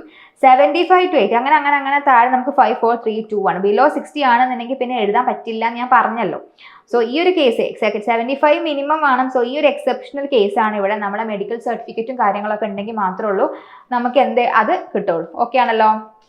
ദെൻ നെക്സ്റ്റ് വരുന്നതാണ് year out criteria. Year out എന്താണെന്ന് വെച്ച് കഴിഞ്ഞാൽ നിങ്ങൾക്ക് അറിയുന്നുണ്ടാവും, ഞാൻ ഒന്നുകൂടി എക്സ്പ്ലെയിൻ ചെയ്യാം. അതായത് നിങ്ങൾ ഇപ്പം നമ്മൾ തേർഡ് ഇയറിലാണ്, അതായത് നമ്മുടെ 5th സെമ്മാണ് അല്ലേ. 5th സെം കംപ്ലീറ്റ് ചെയ്യുമ്പോഴേക്കും നിങ്ങൾക്ക് എന്ത് വേണം, അതായത് 5th സെമ്മിലേക്ക് എത്തുമ്പോഴേക്കും നിങ്ങൾക്ക് 18 ക്രെഡിറ്റ്സ് വേണം. ഈ 18 ക്രെഡിറ്റ്സ് എവിടെ നിന്ന് വേണം, S1 നിന്നും S2 നിന്നും മാത്രമായിട്ട് വേണം. S1 S2 എന്ന് പറയുമ്പോൾ നമ്മളുടെ ഏതാണ്, ഫസ്റ്റ് സെക്കൻഡ് ടേം സെം. അപ്പോൾ ഇത് സിമ്പിളായിട്ട് നിങ്ങൾക്ക് വാങ്ങിക്കാൻ പറ്റുന്ന ഒരു കാര്യമാണ്. കാരണം എന്താണെന്ന് വെച്ച് കഴിഞ്ഞാൽ ഫസ്റ്റ് 2 സെമ്മിൽ ഓൾമോസ്റ്റ് നിങ്ങൾ ഒരുപാട് പേപ്പർ പഠിക്കുന്നുണ്ട് അല്ലേ. 4, 8 ലാബ് ഇൻക്ലൂഡിങ് ലാബും കാര്യങ്ങളൊക്കെ കൂട്ടുകയാണെന്നുണ്ടെങ്കിൽ 10-12 പേപ്പർ എന്തായാലും നിങ്ങൾ ഫസ്റ്റ് സെമ്മിൽ പഠിക്കുന്നുണ്ട്. അപ്പോൾ ആ സെമ്മിൽ ഒരു 3-4 സബ്ജക്റ്റ് പാസ്സായാൽ തന്നെ നിങ്ങൾക്ക് ഒരു 8, അത് 4 ക്രെഡിറ്റ് വരുന്ന 3-4 പേപ്പർ പാസ്സായാൽ തന്നെ 4 18 ക്രെഡിറ്റ് വാങ്ങാൻ സിമ്പിൾ അല്ലേ? ഒരു സെമ്മിൽ തന്നെ 4 പേപ്പർ 4 ക്രെഡിറ്റ് വരുന്ന വാങ്ങിയാൽ തന്നെ 4 4 16 അപ്പൊ രണ്ടാമത്തെ സെമ്മിൽ വാങ്ങിയാൽ ഈസി അല്ലേ? സോ ഓവറോൾ നിങ്ങൾക്ക് 18 ക്രെഡിറ്റ് വാങ്ങലെന്ന് പറയുന്നത് ഒരു സിമ്പിൾ ആയിട്ടുള്ള ടാസ്ക് ആണ്. അതും S1 S2 എന്ന് മാത്രമായിട്ട് നിങ്ങൾക്ക് 18 ക്രെഡിറ്റ്സ് വേണം 5th സെമ്മിൽ എത്തുമ്പോൾ. ദെൻ 7th സെമ്മിൽ ഇരിക്കണം എന്നുണ്ടെങ്കിൽ 7th സെമ്മിലാണെങ്കിൽ 37 ക്രെഡിറ്റ് എന്ന് പറയുമ്പോൾ നിങ്ങൾക്ക് S1 നും S4 അതായത് S1 മുതൽ S4 വരെ നിങ്ങൾക്ക് എത്ര വേണം? 37 ക്രെഡിറ്റ്സും കൂടി വേണം. അപ്പോൾ അതാണ് 5th സെമ്മിന്റെ കാര്യമാണ് നമ്മൾ പറയുന്നത്. 5th സെമ്മിൽ നിങ്ങൾക്ക് എന്ത് വേണം? 18 ക്രെഡിറ്റ്സ് നെസസറി ആണ്, അല്ലെങ്കിൽ അവിടെ എന്ത് വരും? ഇയർ ഔട്ട് വരും. അപ്പോൾ ലാറ്ററൽ സ്റ്റുഡൻസിനാണെങ്കിൽ അതായത് നമ്മുടെ ലെറ്റ് സ്റ്റുഡൻസിനാണെങ്കിൽ 7th സെം എത്തുമ്പോൾ 15 ക്രെഡിറ്റ്സ് ഉണ്ടായാൽ മതി, S3 മുതൽ S4, കാരണം അവർ സെക്കൻഡ് ഇയറിലാണ് നമ്മൾ ജോയിൻ ചെയ്യുന്നത്. സോ ഇതാണ് നമ്മുടെ ഇയർ ഔട്ട് ക്രൈറ്റീരിയ എന്ന് പറയുന്നത്. ഓക്കെ ആണല്ലോ. ആൻഡ് ആക്ടിവിറ്റി പോയിന്റ്സ്, ഇതും ഇപ്രാവശ്യം നമ്മൾ 2024 സ്കീമിൽ വന്നിട്ടുള്ള ഒരു ചേഞ്ച് ആണ്. പ്രീവിയസ് സ്കീം അതായത് നമ്മൾ 19 സ്കീമിലെ ആക്ടിവിറ്റി പോയിന്റ്സ് ഓവറോൾ 100 മതിയായിരുന്നു. അതായത് എങ്ങനെയെങ്കിലും എന്തൊക്കെ ആക്ടിവിറ്റീസ് ചെയ്തിട്ടെങ്കിലും നിങ്ങൾ 100 എത്തിക്കുക എന്നുള്ളതായിരുന്നു നമ്മുടെ ടാസ്ക് എന്ന് പറയുന്നത്. അത് കുറച്ചും കൂടി ഈസി ആയിരുന്നു. പക്ഷേ ഇപ്രാവശ്യം KTUവിന് അതൊരു പ്രോപ്പർ ആയിട്ടുള്ള ഒരു ഡിവിഷൻ അവിടെ വന്നിട്ടുണ്ട്. ഈ 100 അല്ല, ഇപ്രാവശ്യം 120 ആണ്. കണ്ടോ, 40 പോയിന്റ്സ് 40 3 40s നമുക്ക് എന്ത് വരണം? 120. സോ അത് മാത്രമല്ല, ഈ 120 ക്രെഡിറ്റ് കിട്ടും വേണം, 120 പോയിന്റ്സ് കിട്ടിക്കഴിഞ്ഞാൽ നിങ്ങൾക്ക് എന്ത് വരും? 3 ക്രെഡിറ്റ്സ് കിട്ടും. ക്ലിയർ ആയോ? ഈ 3 ക്രെഡിറ്റ് കിട്ടിയാൽ മാത്രമേ നിങ്ങൾക്ക് എന്ത് സംഭവിക്കുക? BTech സർട്ടിഫിക്കറ്റ് കിട്ടുള്ളൂ. സോ കംപ്ലീറ്റ് ആയിട്ട് BTech സർട്ടിഫിക്കറ്റ് വരണമെന്നുണ്ടെങ്കിൽ ഈ ആക്ടിവിറ്റി പോയിന്റ് കാരണം വരുന്ന 3 ക്രെഡിറ്റും കിട്ടണം. അത് മാത്രമല്ല, ഈ 3 ക്രെഡിറ്റ് കിട്ടണമെന്നുണ്ടെങ്കിൽ ഈ ഓരോ സെക്ഷനിൽ നിന്നും നമുക്ക് 3 ഗ്രൂപ്പ് ഉണ്ട്, 3 ഗ്രൂപ്പിൽ നിന്നും ഓരോ ക്രെഡിറ്റ് ആണ് കിട്ടേണ്ടത്. ഓരോ ക്രെഡിറ്റ് കിട്ടണമെന്നുണ്ടെങ്കിൽ 40 പോയിന്റ് വെച്ച് ഓരോ ഗ്രൂപ്പിൽ നിന്നും കിട്ടണം. അതിൽ ഫസ്റ്റ് ഗ്രൂപ്പ് വരുന്നതാണ് NSS NCC NSO അല്ലെങ്കിൽ arts sports games union club activities. NSS NCC പോലത്തെ ആക്ടിവിറ്റീസ് നിങ്ങളുടെ കോളേജിൽ ഉണ്ടാവും. അതിൽ നിങ്ങൾ പാർട്ടിസിപ്പേറ്റ് ചെയ്യുകയാണെങ്കിൽ അതിൻ്റെ സർട്ടിഫിക്കറ്റ് നിങ്ങൾക്ക് ഒരു ഫിക്സ്ഡ് ആയിട്ടുള്ള പോയിന്റ്സ് കിട്ടും. സിമിലർലി ആർട്സ് സ്പോർട്സ് ഗെയിംസ്, ഇതൊക്കെ കോളേജിൽ ഒരുപാട് ഫെസ്റ്റിവൽസും ഫെസ്റ്റും കാര്യങ്ങളൊക്കെ നടക്കുന്നതാണ്. ആർട്സും സ്പോർട്സും ഗെയിംസ് ഒക്കെ ഉണ്ടാവും, on stage of stage activities ഒക്കെ ഉണ്ടാവും. അപ്പോൾ നിങ്ങൾ അതിലൊക്കെ ഇൻട്രസ്റ്റഡ് ആണെങ്കിൽ നിങ്ങൾ പാർട്ടിസിപ്പേറ്റ് ചെയ്യുക. പാർട്ടിസിപ്പേറ്റ് ചെയ്തിട്ട് അതിൽ നിങ്ങൾ പ്രൈസിനനുസരിച്ച് നിങ്ങളെ KTUവിൻ്റെ സർക്കുലർ പ്രകാരം നിങ്ങൾക്ക് എന്തുണ്ടാവും? അതിലും നിങ്ങൾക്ക് റിവാർഡ്സ് കിട്ടും. ദെൻ യൂണിയൻ ഒരു ക്ലബ്ബ് ആക്ടിവിറ്റീസ്, കോളേജിൽ ഒരുപാട് യൂണിയൻസ് ക്ലബ്സും കാര്യങ്ങളൊക്കെ ഉണ്ടാവും. അപ്പോൾ ഈ ഫസ്റ്റ് ഗ്രൂപ്പ് എന്ന് പറയുന്നത് അത്ര ഡിഫിക്കൾട്ട് അല്ല കമ്പാരിറ്റീവ്ലി കേട്ടോ. അതായത് NSSും ആർട്സ് സ്പോർട്സ് എന്നൊക്കെ പറഞ്ഞാൽ നമുക്ക് കുറച്ചും കൂടി പെട്ടെന്ന് സ്കോർ ചെയ്യാൻ പറ്റും. അപ്പോൾ ഈ ഒരു 40 പോയിന്റ്സ് കമ്പാരിറ്റീവ്ലി ഈസിയാണ്. ദെൻ സെക്കൻഡ് ഗ്രൂപ്പാണ് ഇതിൽ കുറച്ച് ഡിഫിക്കൾട്ട് എന്ന് പറയുന്നത്. സെക്കൻഡ് ഗ്രൂപ്പ് നോക്കി നോക്കൂ, ഇതാണ് നമ്മളുടെ. അത് ഈ ഒരു സെക്കൻഡ് ഗ്രൂപ്പിൽ 40 പോയിന്റ്സ് കിട്ടണമെന്നുണ്ടെങ്കിൽ നമ്മൾ സാറ്റിസ്ഫൈ ചെയ്യേണ്ടത് English proficiency certification TOEFL IELTS BEC എന്ന് പറയുന്ന സർട്ടിഫൈഡ് കോഴ്സ് എക്സാംസ് നിങ്ങൾ എന്താണ് പാസ്സാവണം. അല്ലാന്നുണ്ടെങ്കിൽ ഈ പിന്നൊരു ഓപ്ഷനാണ് ആപ്റ്റിറ്റ്യൂഡ് പ്രൊഫിഷ്യൻ സർട്ടിഫിക്കറ്റ്, അതായത് നമ്മുടെ കോമ്പറ്റേറ്റീവ് എക്സാംസ് ആയിട്ടുള്ള GRE CAT GMAT എക്സെട്ര ഇങ്ങനത്തെ എക്സാമിൽ ഒരു എന്തായിരിക്കണം? സർട്ടിഫിക്കേഷൻ നിങ്ങൾക്ക് വരണം. അതില്ലെങ്കിൽ വാലിഡ് ആയിട്ടുള്ള ഗേറ്റ് സ്കോർ. നിങ്ങൾക്കറിയാം 3rd ഇയർ മുതൽ നിങ്ങൾക്ക് 3rd ഇയർ സ്റ്റുഡൻസിന് ഗേറ്റ് എഴുതാൻ തുടങ്ങാൻ പറ്റും. അപ്പോൾ ഗേറ്റിൽ നല്ല വാലിഡ് ആയിട്ടുള്ള ഒരു സ്കോർ ഉണ്ടെന്നുണ്ടെങ്കിലും നിങ്ങൾക്ക് ഈ ഒരു 40 പോയിന്റ്സ് കിട്ടും. ദെൻ തേർഡ് ഒരു ഓപ്ഷൻ ആണ് short term internship, minimum 2 weeks. 2 വീക്സിന്റെ ഒരു short term internship, clinical exposure training minimum 2 weeks, conference paper publications അങ്ങനത്തെ എന്തെങ്കിലും കാര്യങ്ങൾ, പിന്നെ presentation workshop, professional body activities, participation in university. So ഇങ്ങനത്തെ എന്തെങ്കിലും കാര്യം അറ്റൻഡ് ചെയ്തത് ഇതിൽ യൂണിവേഴ്സിറ്റി പറയുന്നുണ്ട്, പ്രത്യേകം എടുത്ത് പറയുന്നുണ്ട് മിനിമം 2 വീക്സ് എന്നൊക്കെ. അപ്പോൾ ആ നമ്പർ ഓഫ് ഡേയ്സ് കംപ്ലീറ്റ് ചെയ്താൽ മാത്രമേ ഉള്ളൂ ഈ 40 പോയിന്റ്സ് കിട്ടുള്ളൂ. അപ്പോൾ ഈ സെക്കൻഡ് ഗ്രൂപ്പിൽ ഈ 3 പോയിന്റ്സിൽ 3 ഓപ്ഷൻസിൽ ഈ തേർഡ് ഓപ്ഷനാണ് കമ്പാരിറ്റീവ്ലി നിങ്ങൾക്ക് കുറച്ചുകൂടി മാർക്ക് കിട്ടുക അല്ലെങ്കിൽ പോയിന്റ്സ് കിട്ടാൻ ഈസിയർ ആയിട്ടുള്ളത്. ദെൻ തേർഡ് ഗ്രൂപ്പാണ് journal publication, patent, startup, innovation, winners of national international level ഹാക്കത്തോൺസ്, skilling certificates കാര്യങ്ങളൊക്കെ അപ്രൂവ്ഡ് ബൈ യൂണിവേഴ്സിറ്റി അപ്രൂവ് ചെയ്തിട്ടുള്ള ഏതെങ്കിലും സ്കില്ലിംഗ് സർട്ടിഫിക്കറ്റ് നിങ്ങൾക്ക് കിട്ടിയാലും നമുക്ക് ഈ ഒരു 40 പോയിന്റ്സ് കിട്ടും. സോ ആക്ടിവിറ്റി പോയിന്റ്സിന് ഒരു സ്പ്ലിറ്റ് ആണ് ഇവിടെ കൊടുത്തിട്ടുള്ളത് കേട്ടോ. അപ്പൊ റെഗുലർ സ്റ്റുഡൻസിന്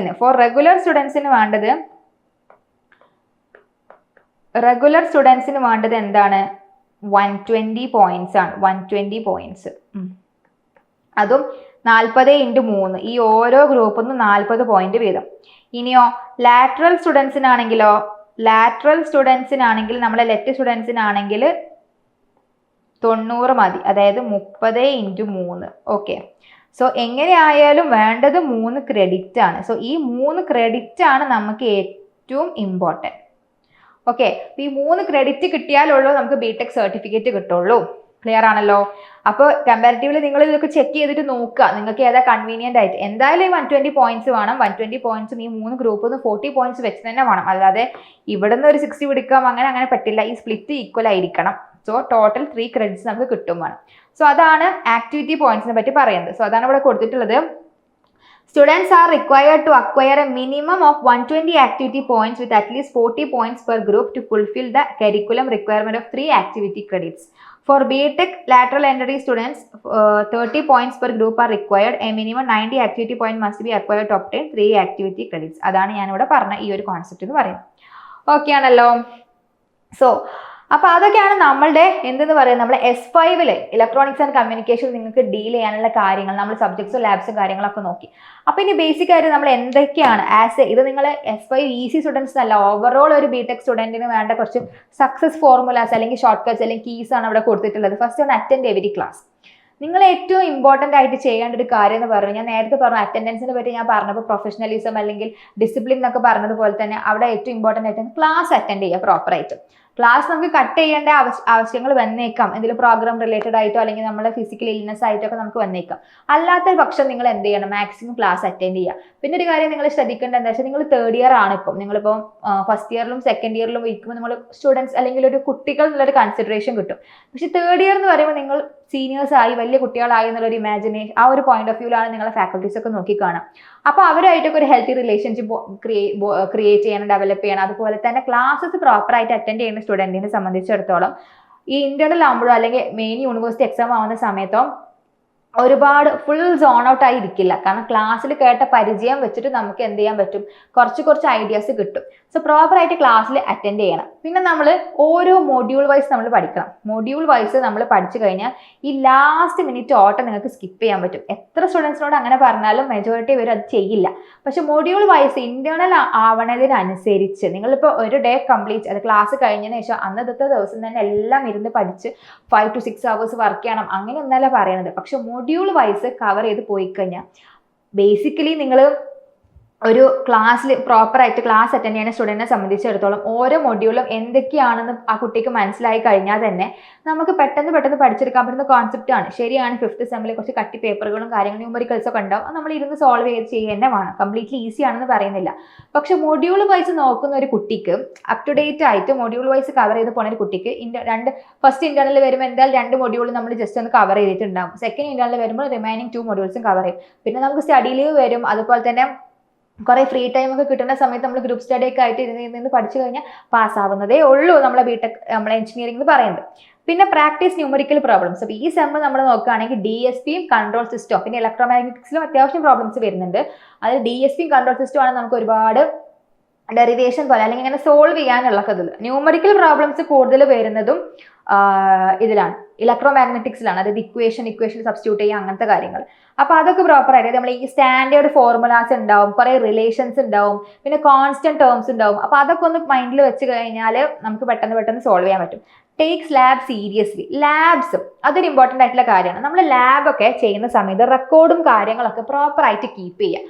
ആ ലാസ്റ്റ് മിനിറ്റിലേക്ക് വെക്കരുത് ഒരിക്കലും. കാരണം നമ്മൾ പിന്നെ ഒരു സെം എൻഡ് ചെയ്യാനാകുമ്പോൾ എപ്പോഴും കാണുന്ന ഒരു കാര്യമാണ് സ്റ്റുഡൻസ് എല്ലാവരും പിന്നെ ബിസിയാണ്, എല്ലാവരും റെക്കോർഡ് കംപ്ലീറ്റ് ചെയ്യുക. കാരണം സൈൻ കിട്ടിയിട്ടുണ്ടാവില്ല. സൈൻ ഓൾറെഡി ആദ്യം മുതലേ പറഞ്ഞിട്ടുണ്ടാവും, സ്റ്റാർട്ടിങ് മുതലേ നിങ്ങളോട് ഇന്നൊരു ഡേറ്റ് വേണം, ഫസ്റ്റ് 2 എക്സ്പെരിമെന്റ്സ് സബ്മിറ്റ് ചെയ്യാൻ ഡേറ്റ് ഫാക്കൽറ്റി പറഞ്ഞിട്ടുണ്ടാവും. അവിടെ സബ്മിറ്റ് ചെയ്തിട്ടുണ്ടാവില്ല. പിന്നെ ലാസ്റ്റ് മിനിറ്റിലായിരിക്കും ഈ കംപ്ലീറ്റ് എക്സ്പെരിമെന്റ് ഇരുന്ന് എഴുതുന്നതും ഗ്രാഫ് പ്ലോട്ട് ചെയ്യുന്നതും ഡയഗ്രാംസ് വരക്കുന്നതും. അപ്പോൾ അതിൽ കുറേ മിസ്റ്റേക്സ് വരും, അങ്ങനെ കുറേ പ്രശ്നങ്ങൾ വരും. അപ്പോൾ ആ ലാസ്റ്റ് മിനിറ്റിലേക്ക് വെക്കാതിരിക്കുക മാക്സിമം. ഫാക്കൽറ്റീസ് പറയുന്ന ആ ടൈം പീരീഡിൽ തന്നെ അത് കംപ്ലീറ്റ് ചെയ്ത് പോയി കഴിഞ്ഞാൽ നിങ്ങൾക്ക് എന്ത് ഈസി ആയിട്ട് ലാബ് കാര്യങ്ങൾ പോകാൻ പറ്റും. അത് മാത്രമല്ല ഇന്നിപ്പോൾ ഒരു ലാബിന് പോയി കഴിഞ്ഞാൽ ഇപ്പോൾ ഫോർ എക്സാമ്പിൾ ഈ ഒരു വീക്ക് ഫ്രൈഡേ ആണ് ലാബ്. ഇപ്പം ഇന്ന് ഫ്രൈഡേ ലാബ് ഉണ്ടെന്നുണ്ടെങ്കിൽ ഒരു വെനസ്ഡേ തേഴ്സ്ഡേ ആയിട്ട് എന്തായാലും ഫാക്കൽറ്റി നമ്മൾ ഏത് ലാബാണ് ചെയ്യുന്നത്, ഏത് എക്സ്പെരിമെന്റാണ് ചെയ്യുന്നതെന്ന് പറയും. അപ്പോൾ അതിൻ്റെ നോട്ട്സും കാര്യങ്ങളൊക്കെ നമ്മൾ തലേ ദിവസം തന്നെ നമുക്ക് എഴുതി പോകാൻ പറ്റും. അപ്പോൾ റെക്കോർഡിലായിരിക്കും നിങ്ങൾ കൂടുതൽ എഴുതുക. അപ്പോൾ അന്നത്തെ ദിവസം തന്നെ ആ ദിവസം ചിലപ്പോൾ ലാബ് നമുക്കറിയാം 3 hours ലാബ് ഉണ്ട്, 3 hour ഉണ്ടാവും. അതിൽ ഒരു 1.5 അവറൊക്കെ നമുക്ക് എക്സ്പെരിമെന്റ് ചെയ്യാൻ വരുന്നുണ്ടാവുള്ളൂ. ബാക്കി നമ്മൾ ഫ്രീ ആയിട്ട് ഇരിക്കുന്ന സമയത്ത് കുറേശ്ശെ ലാബ് എഴുതി റെക്കോർഡ് എഴുതി ഇങ്ങനെ പോയി കഴിഞ്ഞാൽ നമുക്ക് മിസ്റ്റേക്സ് ഒക്കെ വന്നാൽ കറക്റ്റ് ചെയ്യാനൊക്കെ ഉള്ള കറക്റ്റ് ടൈം കിട്ടും. ലാസ്റ്റ് മിനിറ്റിലേക്ക് ഓടാൻ നിന്നാൽ പിന്നെ ഡയഗ്രാം മിസ്റ്റേക്സ് വരും, അത് കറക്റ്റ് ചെയ്യണം, റഷ്, പിന്നെ നമുക്ക് ഗ്രാഫ് ചെയ്തിട്ടുണ്ടാവില്ല, ഗ്രാഫ് പേപ്പർ മടിക്കണം, അങ്ങനത്തെ കുറേ പ്രശ്നങ്ങൾ വരും. അപ്പോൾ ഈ ലാസ്റ്റ് മിനിറ്റിലേക്ക് ലാബ് വെക്കാതിരിക്കുക. അപ് ടു ഡേറ്റ് ആയിട്ട് ലാബ്സ് പ്രോപ്പർ ആയിട്ട് ചെയ്തു പോവുക. റെക്കോർഡ് വർക്ക് മാത്രമല്ല പറയുന്നത്, എക്സ്പെരിമെന്റ്സ് ലാബ് ഇൻസ്ട്രക്ടർ നമ്മുടെ ലാബിൽ ഫാക്കൾട്ടി എക്സ്പ്ലെയിൻ ചെയ്യുന്ന സമയത്ത് പ്രോപ്പർ ആയിട്ട് കേൾക്കുക. ഓരോ കോമ്പണൻസും എവിടേക്കാണ്, എന്തൊക്കെയാണ്, നമുക്ക് ഏതൊക്കെ ഡിവൈസാണ് യൂസ് ചെയ്യാനുള്ളത് ഇതെല്ലാം മനസ്സിലാക്കി പോയി കഴിഞ്ഞാൽ ഈ ലാബിന്റെ ഒരു പ്രശ്നം നിങ്ങൾക്ക് വരില്ല. പിന്നെ വർക്ക് ആക്റ്റീവ് ഓൺ പ്രൊജക്ട്. ഞാൻ പ്രൊജക്ട് ബേസ്ഡിന്റെ നമ്മളെ DSPനെ പറ്റി പറഞ്ഞപ്പോൾ ഞാൻ പറഞ്ഞിട്ടുണ്ടായിരുന്നു, പ്രൊജക്ട്സ് നമ്മൾ എത്രത്തോളം ആക്റ്റീവായിട്ട് പ്രൊജക്റ്റ് ചെയ്യുന്നോ അത്രത്തോളം നമുക്കത് ബെനിഫിറ്റ് ആയിരിക്കും. നിങ്ങൾ ഫൈനൽ ഇയർ എത്തുമ്പോൾ നിങ്ങൾക്ക് പ്രസന്റേഷനും കാര്യങ്ങളൊക്കെ വരുമ്പോൾ നമുക്ക് കുറച്ചും കൂടി നമുക്ക് ഏത് ഡിവൈസിനോടൊക്കെയാണ് അല്ലെങ്കിൽ നമുക്ക് ഏതൊക്കെ കോമ്പണൻസിനോടൊക്കെയാണ് ഇഷ്ടം അല്ലെങ്കിൽ ഇൻട്രസ്റ്റ്, ഹാർഡ്വെയർ ചെയ്യാനാണോ സോഫ്റ്റ്വെയർ ചെയ്യാനാണോ ഒക്കെ നമുക്കത് മനസ്സിലാക്കാൻ പറ്റും. അപ്പോൾ ഇലക്ട്രോണിക് സ്റ്റുഡൻസിനാകുമ്പോൾ ഒരുപാട് വാസ്റ്റ് ഏരിയാസ് നമുക്ക് ആപ്ലിക്കേഷൻസ് വരുന്നുണ്ട്. അപ്പോൾ നമുക്ക് ഒരുപാട് പ്രൊജക്റ്റ് നമുക്ക് ചെയ്യുമ്പോൾ അത്രയും നമ്മൾ സെൽഫ് ഡെവലപ്പ് ആവുക ചെയ്യുന്നത്. അപ്പോൾ ആക്റ്റീവായിട്ട് പ്രൊജക്റ്റിൽ പാർട്ടിസിപ്പേറ്റ് ചെയ്യാം. അപ്പോൾ നമ്മൾ പുതിയൊരു സെം ഇവിടെ തുടങ്ങുക അല്ലേ. 5th സെം നിങ്ങളിപ്പോൾ സ്റ്റാർട്ട് ചെയ്തിട്ടുണ്ടെങ്കിൽ കോളേജിൽ പോയി ജോയിൻ ചെയ്തിട്ടുണ്ടെങ്കിൽ കോളേജിൽ നടന്നുകൊണ്ടിരിക്കുകയായിരിക്കും ക്ലാസ്സും കാര്യങ്ങളൊക്കെ. അപ്പോൾ നിങ്ങൾ എന്ത് ചെയ്യുക, study with purpose, learn with passion and succeed with confidence അല്ലേ. അപ്പോൾ നിങ്ങൾ ഒരു പാഷനോട് കൂടി പഠിക്കുക. ഞാനിപ്പോൾ ഈ കീ ടു സക്സസ്സിൽ പറഞ്ഞിട്ടുള്ള കാര്യങ്ങളെല്ലാം മൈൻഡിൽ വെക്കുക, നന്നായിട്ട് പഠിക്കുക, നന്നായിട്ട് വർക്ക് ചെയ്യുക, ഹാർഡ് വർക്ക് ചെയ്യുക, സ്മാർട്ട് വർക്കും ചെയ്യുക. അതിനോടൊപ്പം തന്നെ നമ്മൾ ഒരു ഇഷ്ടത്തോടു കൂടി ചെയ്യുക. പ്രോബ്ലംസ് ആയിക്കോട്ടെ, എന്ത് തിയറി കോൺസെപ്റ്റ് ആയിക്കോട്ടെ, അതിനെ ഇഷ്ടപ്പെട്ട് മനസ്സിലാക്കി പഠിക്കാൻ ശ്രമിക്കുക. ഒരു ബേർഡൻ ആയിട്ട് അല്ലെങ്കിൽ ഇതൊരു എക്സാം പാസ്സാവണമല്ലോ എന്നുള്ള ഒരു ബേർഡൻ ആയിട്ട് നമ്മൾ ഒരിക്കലും കാണരുത്. ഓക്കെ, അപ്പം നിങ്ങൾ ഇന്നത്തെ നോ ഇയർ സെമിസ്റ്ററിൽ നമ്മൾ ഇൻക്ലൂഡ് ചെയ്തിട്ടുള്ള S5 VCന്റെ കോൺസെപ്റ്റും കാര്യങ്ങളൊക്കെ ആയിരുന്നു. അപ്പോൾ നിങ്ങൾക്ക് അത് ഒരു ബ്രീഫ് ആയിട്ടുള്ള ഐഡിയ കിട്ടിയിട്ടുണ്ടാവും എന്ന് വിചാരിക്കുന്നു. അപ്പോൾ നിങ്ങൾ എന്ത് ചെയ്യുക, എന്തെങ്കിലും എൻക്വയറീസോ കാര്യങ്ങളൊക്കെ ഉണ്ടെന്നുണ്ടെങ്കിൽ നമ്മൾ ഫ്രാങ്ക്ലിൻസ് ലെക്ചേഴ്സിനെ കോൺടാക്ട് ചെയ്യാൻ നിങ്ങൾക്ക് എല്ലാ ഹെൽപ്പും അസിസ്റ്റൻസും നമ്മുടെ സൈഡിൽ നിന്നും ഉണ്ടാവും. So thank you.